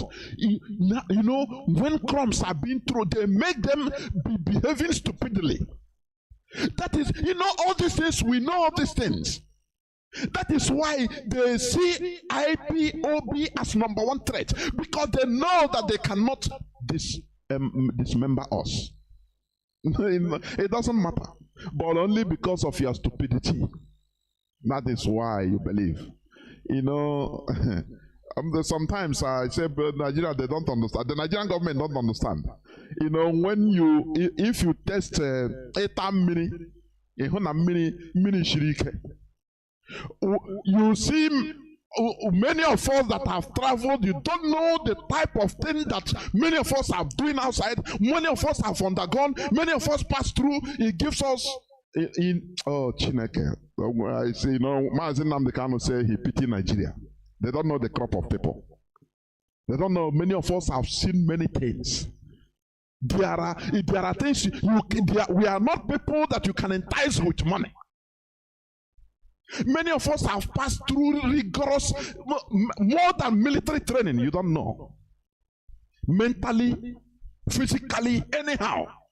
So it's not people you can come and start entire. Before you think one thing, the thing made us even to have more brain, analytical mindset. Before you come one way, we have gotten where you are going to direct. So we will be there waiting for you. Necessity is the mother of invention. The lack of having a country where when you travel, there are some people, maybe they travel direct to their brother, prepare for them, they travel direct, fly Nigeria direct, go where they want to go, and they stay, get job very easily. They don't even understand what is life. There are people that traveled difficultly. When they reach their destination, to survive is a war. To survive is a war. In a very hostile situation where people don't see you as even a human being. You understand? But you have to survive. When you pass different things now, your brain, you know, a zoo politician will come and deceive you. No, mban. Mban. So materials in IPOB, people don't know. Nigeria, they don't know. Nigerian government don't know. This man made a very big revelation. But will our people understand? Will our people understand? Tomorrow when Nasari Dokubo talk, no, he is the person that orchestrated, he identified the center of gravity of the situation. And now they hit their bam. Give them money. You know, make them start fighting each other. Put money, make them, give them contract of protecting the pipeline. You turn them, finish. You turn them into slaves. Is it not what is happening today? I say that is what they wanted to do, IPOB. That is what they thought, that once they rendition Mazi Nnamdi Kanu and they activate their inner insiders, their inside agents, oh, that we will scatter. They don't know that we become trained by the events that we pass through in our various places of abode and places we travel to. Continue listening, please. And we all came together. I was made a member of the committee, including Atahiru that just died was a member of that committee in 2016-2017. And we came to a conclusion after several arguments. And the arguments were three. To identify the center of gravity of the problem, one group said it is the fighters, the Boko Haram fighters are the center of gravity, so we should go after them. Another group said the center of gravity of Boko Haram is Abubakar Shekau. So if you go after Abubakar Shekau, then the problem of Boko Haram will be solved. I took exception to the group. I said that is not the center of gravity of the problem of Boko Haram insurgency that we were having between that 2012 and 2017. And General Lanshaken asked me, allow me, why are you giving problem? What is the problem? Give us the answer. And I told General Lanshaken that if I tell you the answer, you're not going to be able to solve the problem. He said, what is the problem? I said, the center of gravity of Boko Haram and insurgency in Nigeria are the sponsors of that program. It was beyond us. Because the job we need to do is kinetics. Fight, destroy places, resolve issues. Yep. But we cannot resolve issue of sponsors of Boko Haram that were in Buhari's government, that we know them. When you say we, who? I was in the military intelligence. Okay. And the defense headquarters staff that I work with, they know. And that was... Do you know what it means to be a hierarchy in the military intelligence? They have information. They are the people that provides information even to the president so that he can act. You don't know what it means, do you?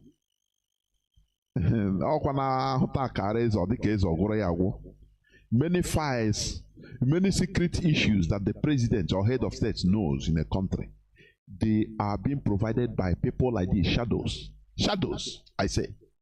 It's not people making noise, no. Shadows. Agents. Secret agents. Please continue listening. Well, we couldn't pursue that aspect that will resolve that problem because you need to arrest people. And recently, 400 people were gathered as sponsors of Boko Haram. Why is it that Buhari government has refused to try them? So the government knows sponsors of Boko Haram? Of course, it's in the news. In April this year, the government said they have arrested 400 Bureau de Change related, people that were sponsoring Boko Haram. They told us. And Abu Dhabi also helped us to arrest few Nigerians, tried them, we know them. Why can't this government, if not that they are partisan and they are actually part of the charade that is going on, why can't they bring those people out for trial? So the Bureau de Change operators on the one hand, but you particularly said people in government. Are those part of the Bureau de Change, or those people that you say are in government are still there, government is aware and government is condoning them? The people I mentioned that are in government are not these ones they just arrested. You remember this Boko Haram issue started since 2012. Yeah. And I was in the military intelligence that time. We arrested those people. It is my organization that actually conducts interrogation and interview. And they mention names. I mean, I can't come on the air and start mentioning names of people that are presently in government now that I know. Presently in government. That the boys that we arrested mentioned. Some of them are governors now. Some of them are in the Senate. Some of them are in Asurok. Why should a government try to cause this kind of embarrassment and insecurity to the sense of what happened yesterday? And the solution I gave them in 2017, because when I identified the center of gravity for General Shocking, and they couldn't pursue it, because some of them were ministers. And what I'm saying now, the Department of State Services are listening to me. They know them. Yeah, you know, I will stop this clip here. You know, this submission, I will continue, because I never even go to 1/4 of what I have. I'm telling you, because of time factor. I will continue it another day. But remember, the center of gravity of the Nigerian problem, I'm even in the preamble first. The center of gravity of the Nigerian problems, that is what I'm talking. And it will continue another day. Maybe if I come up tomorrow, maybe under probability. Next tomorrow will be our HOD's broadcast. So it wouldn't be on Friday. So I will continue it, because I say I never even touch things that I want to touch. It will be a continuous one until I finish it. The center of gravity of the Nigeria problems. That is what I'm talking about today. This man talks about center of gravity, which is the place in a system or body where the weight is evenly dispersed and all sides are in balance. It is simply where the mass of body is concentrated, which means in this case, when you strike that place, you finish, you resolve the issue.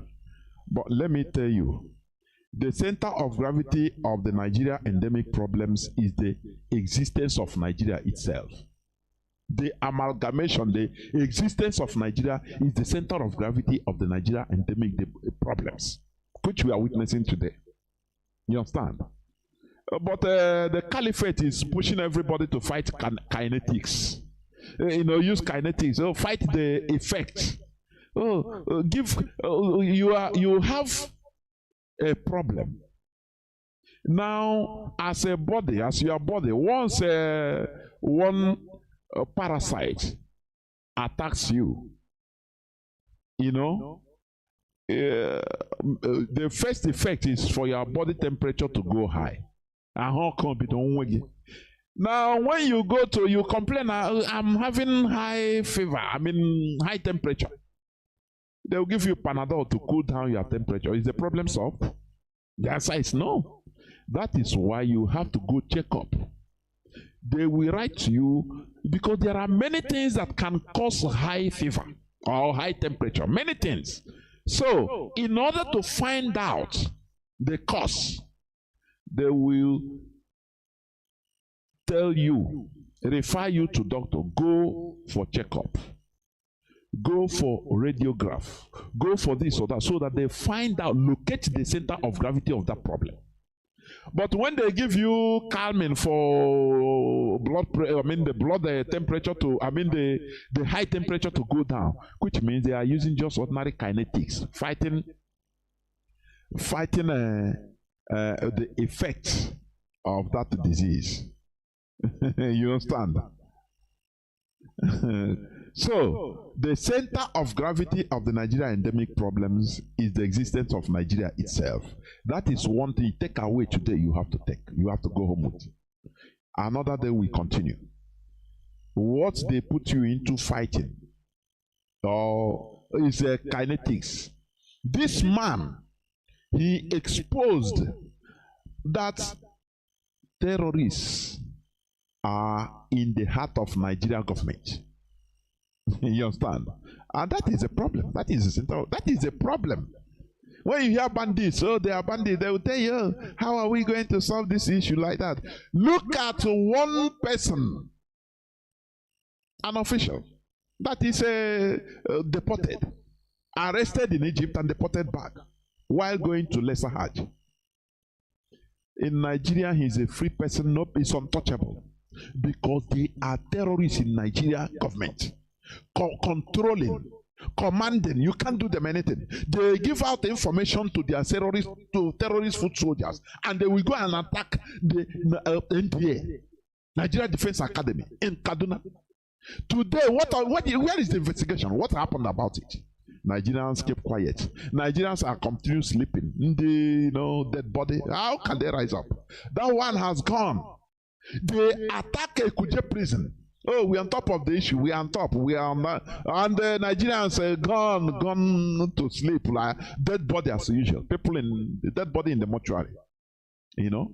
So the center of gravity of Nigeria endemic problems is the existence of Nigeria. But Nigerians are programmed by the High Creator to chase kinetics instead of the center of gravity. This is where I'm going to stop today. And I will continue this program another day, please. Because of time factor, I will go into a few minutes break. So that when I come back, I will open my lines. I've learned to be a bit brief so that our people will be absorbing what is being said. Please do not go away. I'll be right back. IPOB, one family. IPOB, one family. IPOB, one family. Please, dear comrades, listen to this special announcement from IPOB in North Cyprus. This is to notify all Biafrans residing in North Cyprus that IPOB is fully on ground on the island. We have 3 zones here: Guinea, Magusa, and Nicosia. We are calling on you to join us in order to move the movement forward. And may Chukwu Okike Abiyama bless you as you respond to this clarion call. IPOB, one family. We are formidable. We are IPOB. Before us, there was none like us. And after us, there will be none like us. IPOB, one family.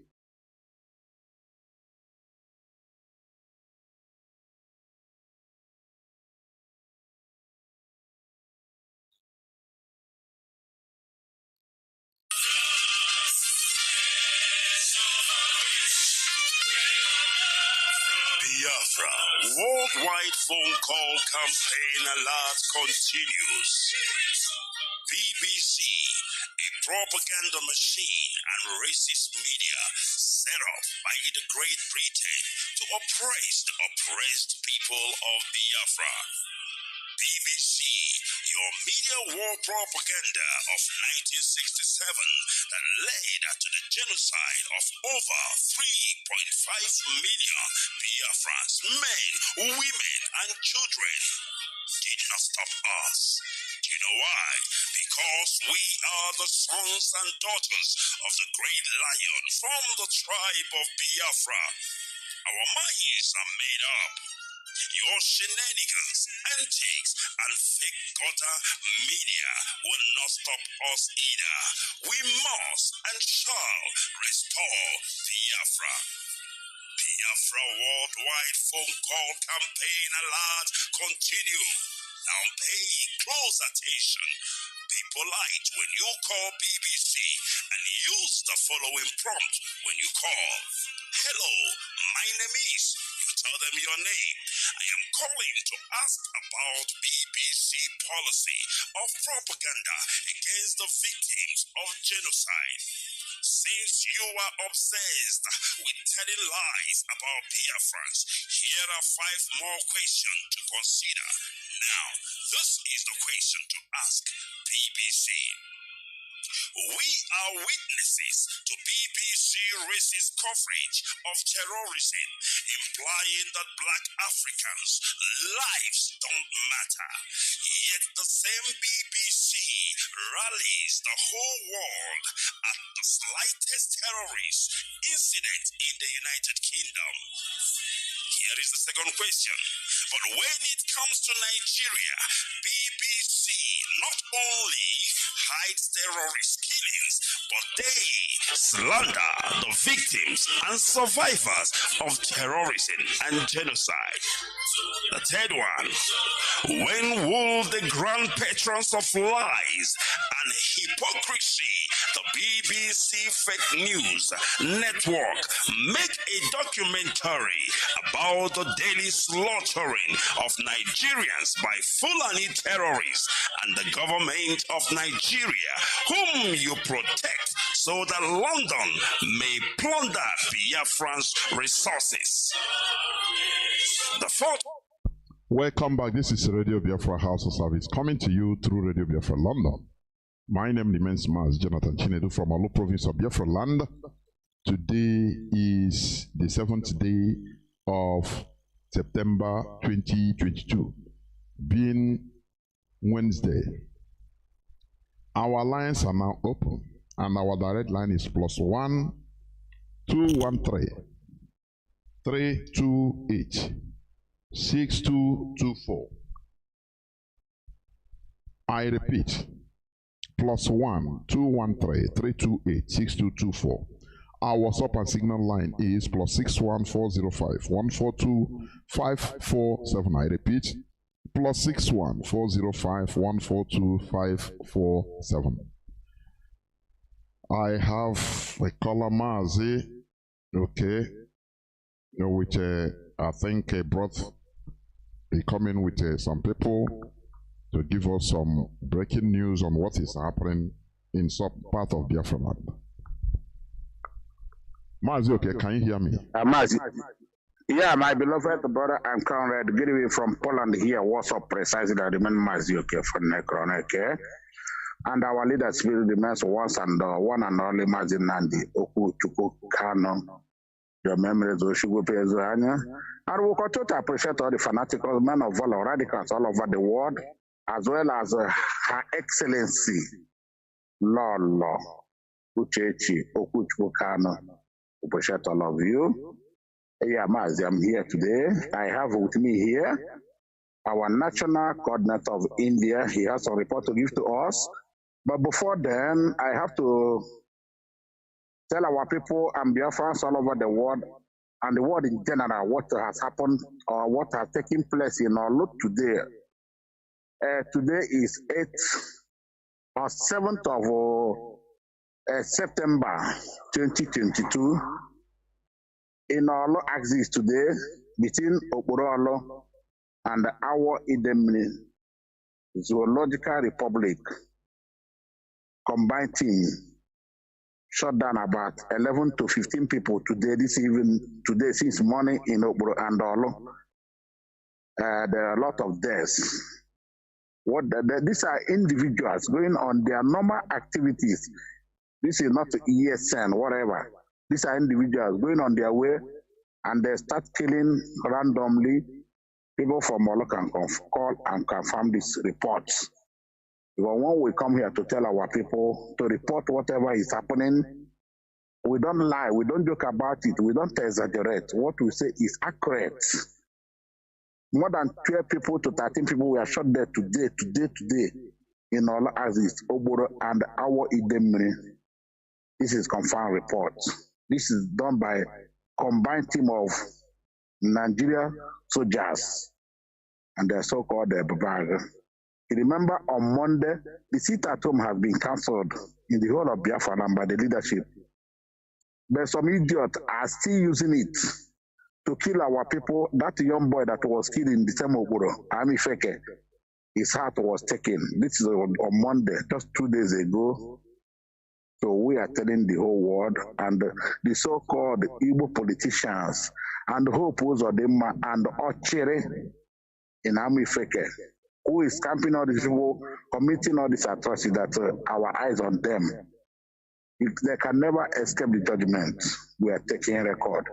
And in another development, Mazi, I want to appreciate our people in India, as well as our Canadians and Japan IPOB unit for what they are doing, for the help they are rendering here and there. National coordinator is Oba Sinachi Umachineke and the Mazi Collins Ogoke and the Emogro for all their effort. We continue to appreciate all of them. Now I will have to hand over this program. Before I hand it over to our brother, the national coordinator of India by name Mazi Oketwewin, I want to announce to our people that our FM in is on, and as well as I will see all of them in 102.1. So continue to listen to Radio Biafra. Mazi, I know I asked you privately. Mazi, can you hear me? I'm hearing you loud and clear. The word of Abba, people are complaining. Either it's not clear or interception by one radio. You know, which is Mazi, you know one thing is very, very clear. If you could remember vividly, by January this year, people were complaining about the interruption by the Zoological Republic, by Tinubu and the so-called, what do you call that idiot, when they brought this into to Iguacha, covering the whole of Biafra land.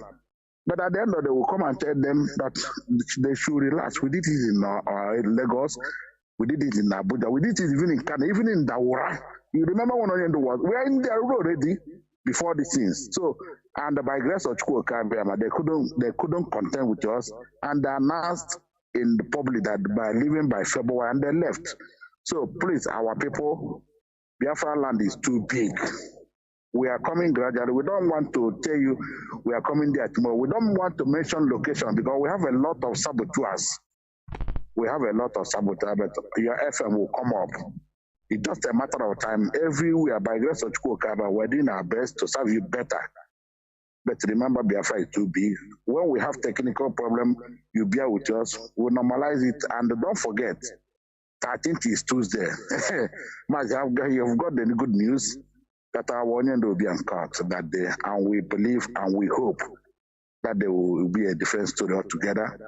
So that is that for now. Everywhere their FM is having problem, or their radio, or their satellite, your own is to report. People from Mozambique, I hear all of them are reporting, and we take care of it. The graduate is a graduate, don't forget. I will hand off to my beloved brother. He's from Omak as well. Mazi, okay, Okay, you're here. You can hear me, my brother. Can you hear me? Yes, Mazi, okay, foreign. I can hear you very loud and clear. Please, my brother, the platform is going to go on mode. Tell Biafran exactly what you are going through in India with your fellow comrades. So that solution will profile in their way.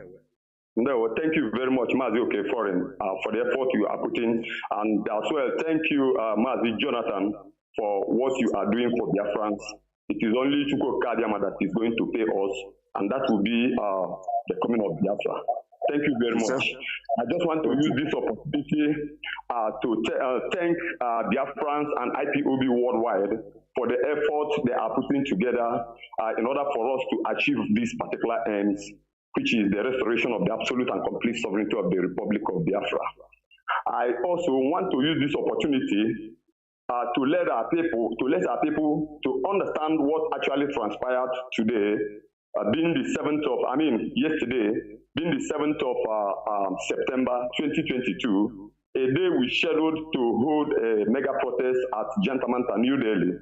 But something happened because everybody in this struggle, every confirmed member of IPOB knows that we are in a very mighty fight. We are fighting every blessed day.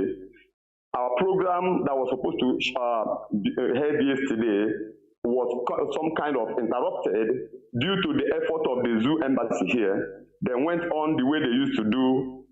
Towards the tail end of the program, they prior to the program, they went to the police and make some kind of movement in order for that particular movement to be cancelled. And the only we are giving to our people is just for them to bear with us, because made a bold step to this particular thing, because this has been happening and we don't expect it, but this time around we have made our own bold step in order to make sure we terminate their move forever, so that when next we schedule for such program, they can never near our protest ground. So Biafrans worldwide, especially Biafrans in India, we want to thank you for your unwavering determination towards this particular effort. And we are also assuring you that in a couple of days to come, this particular program is going to be rescheduled. So every of you who are confirmed Biafra should at least bear with us, because it is not our fault. This is what happens in the struggle, and nobody says that the struggle will be very, very easy. But the only assurance we are giving to you is a very big fight, and we are going to win the fight. So I want to use this opportunity to let our members, especially IPOB members in India, do not allow your morale to go down. Do not allow yourself to be deceived.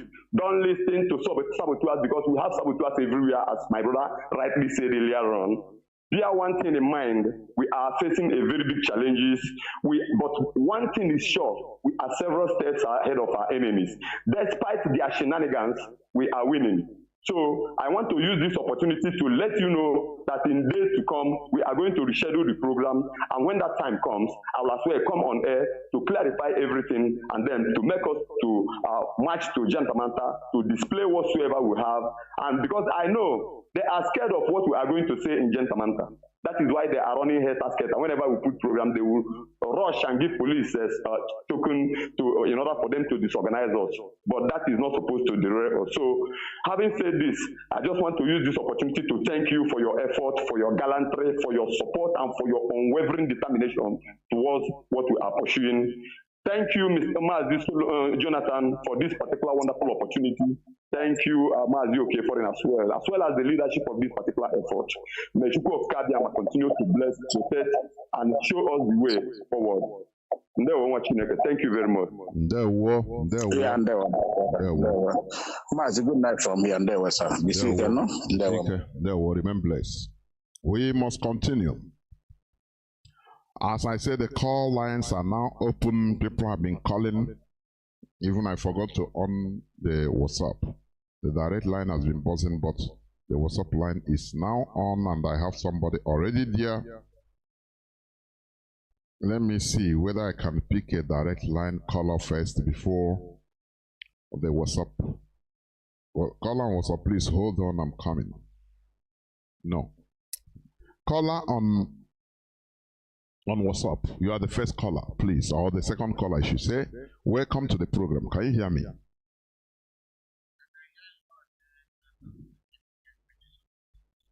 Caller on WhatsApp. My name is. Okay, sorry. Please start again, because your voice was not coming out. Go on, please. Can I go on, Mazi Jonathan? Yes, go on. Okay, good evening from here. My name is Simon. I know calling from America, Spain. Simon is from Omaka. Omaka is from Olo. The name of Biafra land based I reside here in America, Spain. Bless every IPOB family member, anywhere you are, anywhere you are residing, working, fighting for this restoration of Kingdom of Chukwu Okike Abiyama. Okike will protect and guide you. Those Chukwu Okike Abiyama called, those that were born, those that were ordained,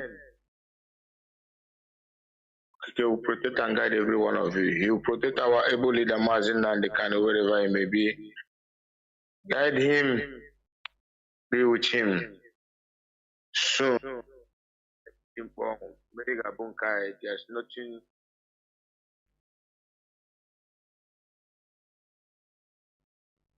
On disruption must be restored. That is the agenda of Almighty Chukwukike Abiyama. You see? Maz, well done for your topic this evening, like what you are talking about IPOB members and what they're made of. They know, some of them, they know the type of people, the type of stuff, the type of creation, the type of individuals that are in IPOB. They know. Because, they think that every Igbo man can be bought. And they think that is a fire they can quench. They know. Because when they arrested our leader, when some of them meet or what happened to any one of them if anything happened to our leader, they know. So they know what IPOB are made of. That is why they look every kind of name they will call. They call us terrorists because we terrorize them. Some of them see us, they collapse.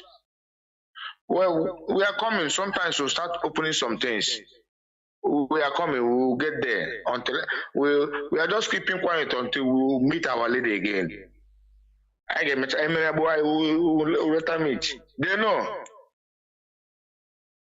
But they know that this movement, nobody can stop it. There is one man, he met me one day. He remembered the word of Philip Effiam. He said, treat the offspring of Biafrans well. Because if you don't do, when they grow up to ask for Biafra, they will get it. And this is what we are doing now. And we must get it. This mission cannot stop. Obituary or obituary, anything they are doing, it Mazi, small time we will reach in a stage, we tell anybody, any organization, anybody what we want. We run the show. We are coming. Mazi, thank you for giving me this opportunity. We are not scared anymore. We'll get there. Oh, hey, Biafra, sign off from here. Almost hey, Biafra. Thank you very much. We must continue. As I was saying, the center of gravity of the Nigeria problem is Nigeria itself. Later on, I will go deeper into this.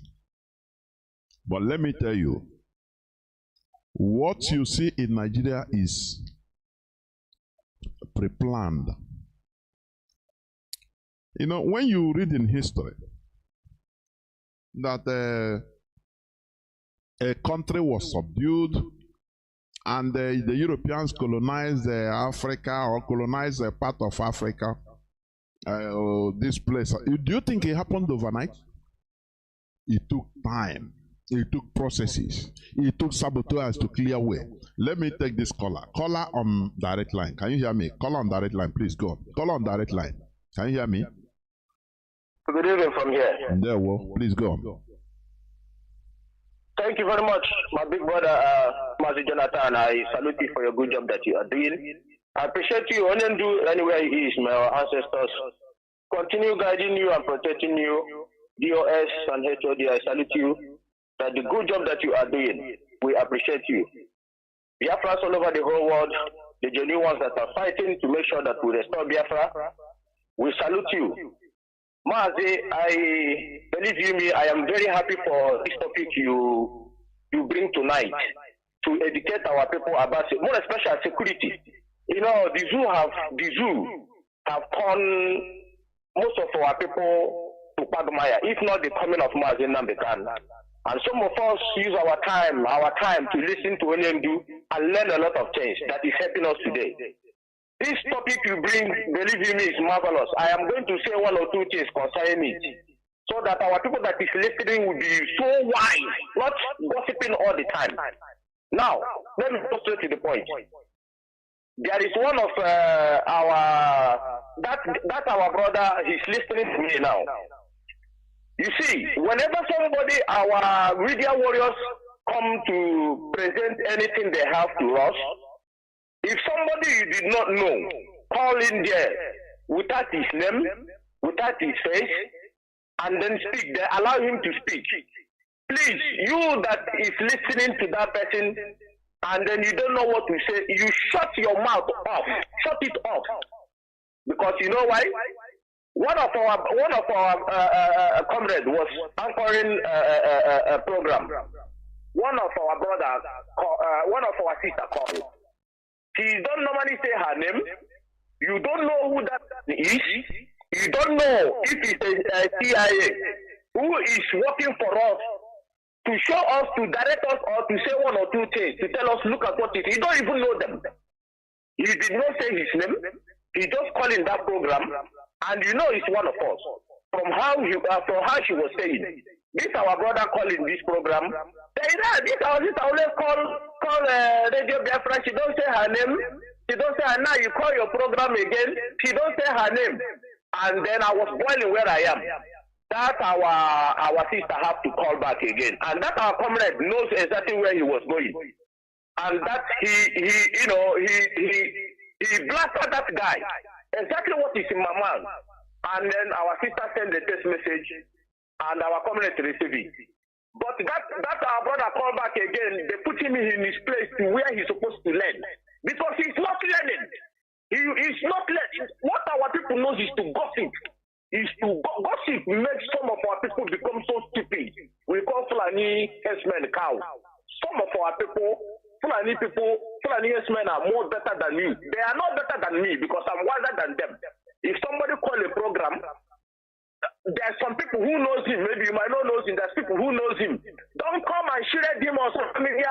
He always call this place. He calls this. He don't say, this is a Biafra, this is an Igbo man calling. Why do you want to know that person? Why? He's the same one. Because you don't reason. You gossip too much. Mazi, that is number one. Some of these people don't know who is who. They don't know. Like as you said, if not because of the type of situation, you might not know Chinedu. You might not know him. It's because of sometimes if he keep quiet, things might go the other way wrong. That is why he comes out. You might not know anybody.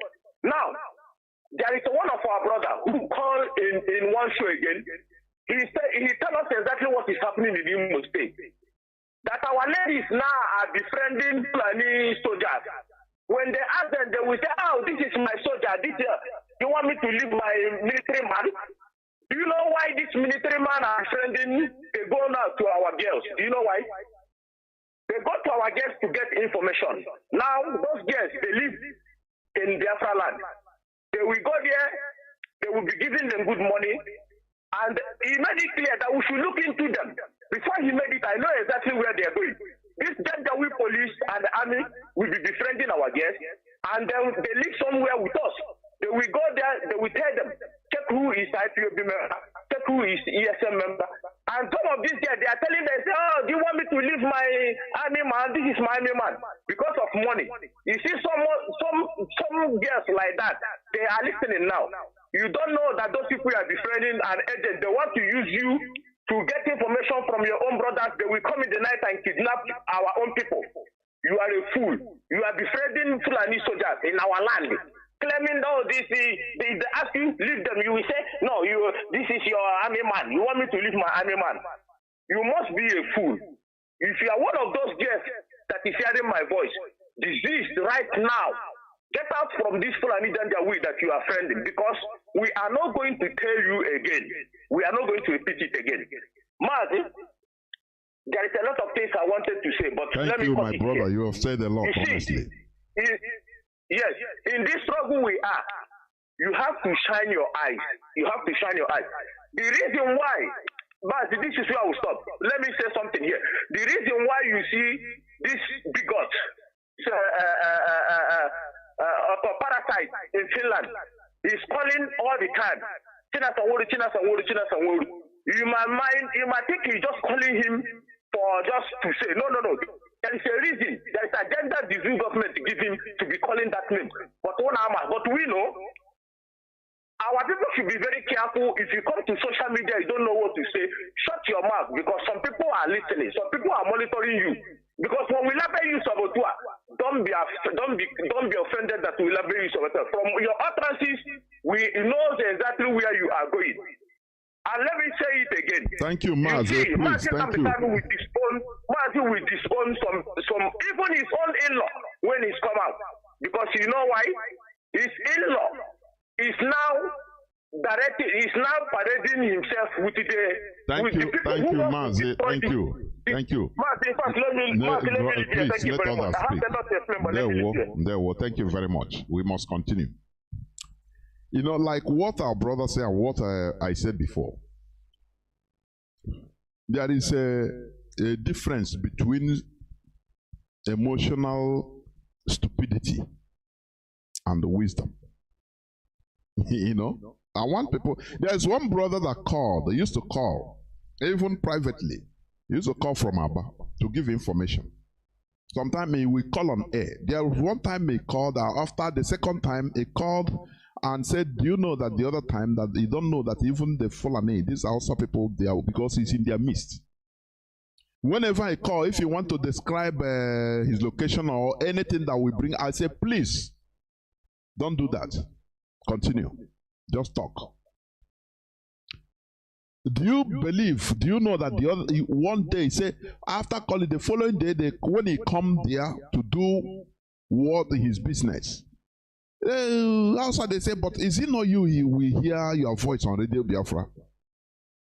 He said, no, it's not me. He denied it. It's not me. Do you, I don't know whether people understand that. Sometimes our people are stupid. What do you expect that our brother to do? To go and say, yes, because I had called Biafran, it's me. So that he's not only a loss to himself, but a loss to the struggle, because the work he's doing will become. The people don't understand what the leadership of this struggle is fighting, what they are going through. The stupidity, indiscipline of our people, thinking that the people, leadership will get the information of something, tell one person, please get away from your house in Biafra. I say, no, I'm a hardcore, nothing will happen to me. No. Tomorrow, if they come and carry him, the whole bills will be on, the whole family will be on IPOB leadership. People don't understand what the leadership is going through. The stupidity in our land. To show that what they hear. No, I'm not going anywhere. I am hardcore. Everybody know me. Sometimes you use your number 6 to survive, to do the job. Because if you die, that thing you are doing, there will be vacant also. There will be vacancies on it. You know, I said this. When, according to the account of the story, Biafran story, Biafran Civil War, one, is it Colonel Erasmus or Erasmussen? I think he's a Danish or Finnish man, mercenary that is on Biafra side. He said the most problem he encountered working with Biafrans, with boys, is to control their emotion is very hard. Sometimes where they should keep quiet, he told them to maintain, even don't let fly, don't hear your footstep. They want to start singing because how brave. Sometimes when I look at our people, discipline. Our people are indisciplined. They want to do it that way now to show that you will tell them, you will see more than them. You say, no, don't do it like they do. They say, no, is with me, so I have to do. And you now, what type of people are these? Our leader say, discipline, undisciplined, due to their emotion. How can you quarrel with somebody or demonize him because he didn't come out clear? That our brother that is giving some information on movement and things. So when they ask him there, in one part of Biafra land he is, are you a Biafran? You are the person we are here. Yes, I am a Biafran. That's why I call. to talk against you Fulani in our land. Is that what you want him to do? So that the whole family, he will be lost not only to himself, to the whole family, to IPOB. And do you know that some problems some of our people are having? Oh, no, but I want to hear Gabiawa here on air. Tomorrow, hey, the family, hey, IPOB, hey, nah, they are not caring for the family. Everything, but you will not know. You will not know. That's why here we talk it so that you will see. There are people that you shouldn't even know, you shouldn't even hear their name. But they are on the ground, underground, doing some type of job that if they tell you the positivity it is contributing in our struggle, you will bow. It can only come in with emotion. Hey, I won't have a call, that is rubbish. Emotion is there also, is good, but you need to control it and use it positively. That is what I'm saying. Callers on Signal, and let me see who is there first. Caller on WhatsApp, welcome to the program. Can you hear me?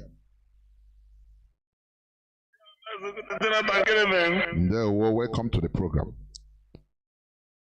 Yeah, thank you. My name is Mazi, Nnamdi JP Biafra. I happen to come from all province of Biafra land, residing here in United Kingdom, where I am serving. Mazi, it took me ages before I got to you.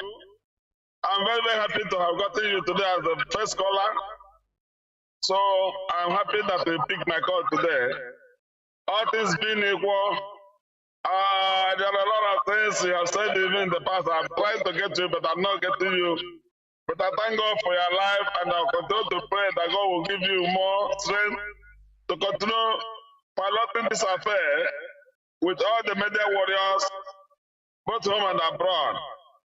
So, Mazi, all that you have said, boys, on what they said about the problem of Nigeria is Nigeria itself. Before I go on, I'd like you to know that we should know what to do with this man, God, this very movement P2B is doing. This P2B issue of Labour Party of Nigeria presidential candidate has done more, is seen more hand and good to our struggle. Why am I saying this? I can tell you that most of Biafran agitators are no more agitating. I know most of them. I was telling them that, do you know that this thing you are doing now is going to hamper our struggle? Or do you want us to go back to Egypt again? Do you know that this man was brought out our struggle will never be hampered. It could be delayed, but not stopped. That is the reality. Okay. If our people want to delay it so that it will continue, the suffering will continue to our next generation, they should continue. We must continue. Yes.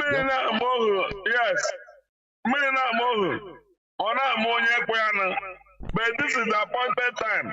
I told them since 2014, I saw Mazi in Italy. I've been in the struggle. I'm not praising myself, but I'm giving them that Mazi told us about mental toughness. Why people don't have this strength? He was telling us about Eritrea.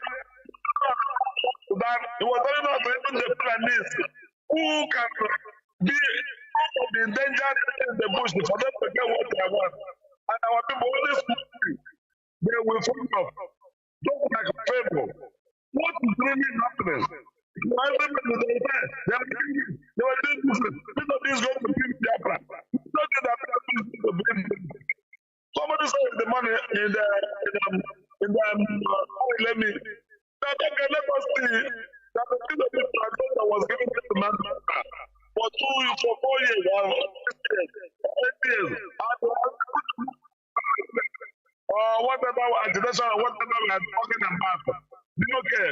After that, the people that came from nowhere, will take this very struggle and will take them and they will rubbish it with the European counterparts.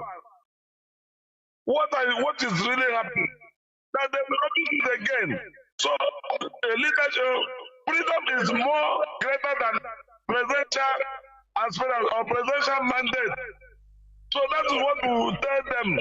Continue to hammer on this people that anybody that is an IPOB member that is obedient is not worthy. We are going to count the person where we are going to put the people where we are putting the fallen angels. There's no way you will put your one leg here and put your one leg in the other side. No. You have to always be on the ball and control the struggle. That is what we are told.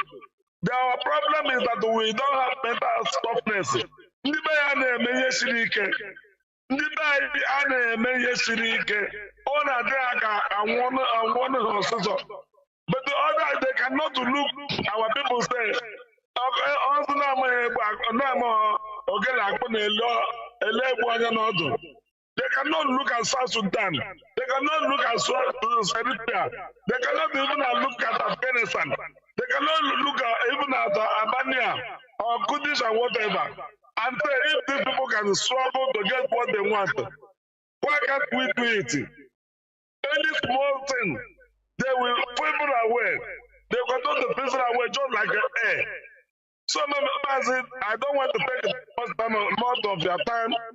I thank you and thank the leadership. I already see go to Mazi and the DOS. I'm going to fight this very program, this very struggle for our restoration. And God is going to, by the grace of God, we are going to actualize this very freedom in due course. All hail Biafra. Almost hail Biafra. Thank you very much, my brother. We are saying this, as I said, the center of gravity. They first of all tried to attack, they thought that Mazi Nnamdi Kanu, remove him from the scene, he's the center of gravity of IPOB. And once they remove Mazi Nnamdi Kanu from the scene, they rendition him, they will stimulate, activate their agents in IPOB, which they sent in IPOB. They did it, no way. IPOB didn't budge. Now they went in, Britain try another way, say, okay, give them Igbo presidency, and But we know all they are doing. We understand. Because we want a permanent solution. Not attacking, going after the kinetics. Using kinetics, there is the effects. Going after the effects. No. We go to the grassroots. We understand the games of Nigeria and Britain. We understand it perfectly well. Anybody that is being carried away by emotion, that is your wahala. We are here. I go here.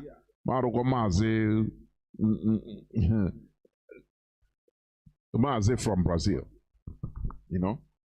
Caller on the red line. Can you hear me? Welcome to the program. Good evening to you, Mazi. There, Mazi. Welcome to the program. Greetings to you, my beloved brothers and sisters, dear friends. May the blessing of Chukwu Abiyama continue to be with us. My name is Hugo, and I'm calling from our land, Biafran land. Mazi, I want to addition my voice on this beautiful discussion this evening. You see, there are some points that we all are making when it comes to people that is in IPOB. Let me say this. Like our brothers that said that so many people are supporting P2B. No real IPOB member, somebody that is genuine, that knew what he knew, that he wants for joining this wonderful struggle, will leave this struggle and start being obedient. Like there is a discussion today in one of their radio stations. One barrister who is also a politician at the same time with a guest, they said something. They say many people are supporting P2B not because they love P2B, but because they want to do what others are doing. That's when it comes to youth. Because so many people are supporting, they are saying, are you obedient? We are obedient. Just for the sake of saying, not from their heart. And what does that mean? There are so many Ofeke in IPOB. We discover many of them from the beginning of the illegal arrest of our leader, Mazi in 2015. They ran away. And as soon as they released our leader came out, at any moment of that, you see them disappear. So such people can go and campaign for P2B. Why the real structure remains without no shaking. And the real member of this family, I can boldly tell you that the real member of this family in our land, none of them is doing obedience. The reason why I'm saying this is because many of us are saying it, we have said it a lot, that IPOB members are not the campaign for. Perfect. The ones that is going out is fake. Like one of our brothers said today, people that died and said, make sure you get this for me. And they give up. They never give up because they want P2B to be the president of Nigeria. This thing is full of spirituality. What we are doing is full of spirit. I have said so many stories that are supposed to serve as an evidence for you that this struggle, the mighty hand of Chukwu is pushing it, not for us to understand. So all the offenders, they will come and go, while the real ones must remain resolute. And we're seeing it. So the next thing I want to say before I will stop, Mazi, you see all the people that don't know where they belong, both the politicians that is deceiving themselves.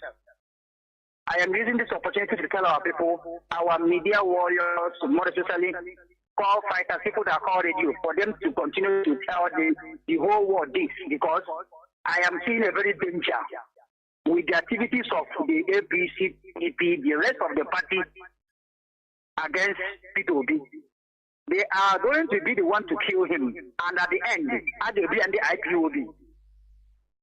The other day, they attack people that is campaigning for P2B here in Enugu.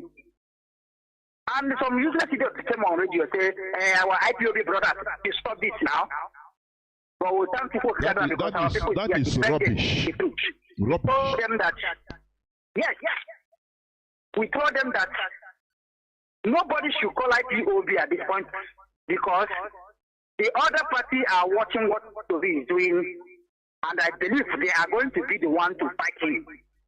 That is the eternal of you that the zoo doesn't need presidency. What the zoo wants is a referendum so that you decide. They are going to do his government ungovernable at the end of your obedience. Mazi, thank you so much. Thank you. The woman, see, as I said, the Nigerian government, they know the Fulani Caliphate. Because when we talk about Nigerian government, it is the Caliphate. They set up people. They will set up people to go and do something, as they did in Enugu. So after the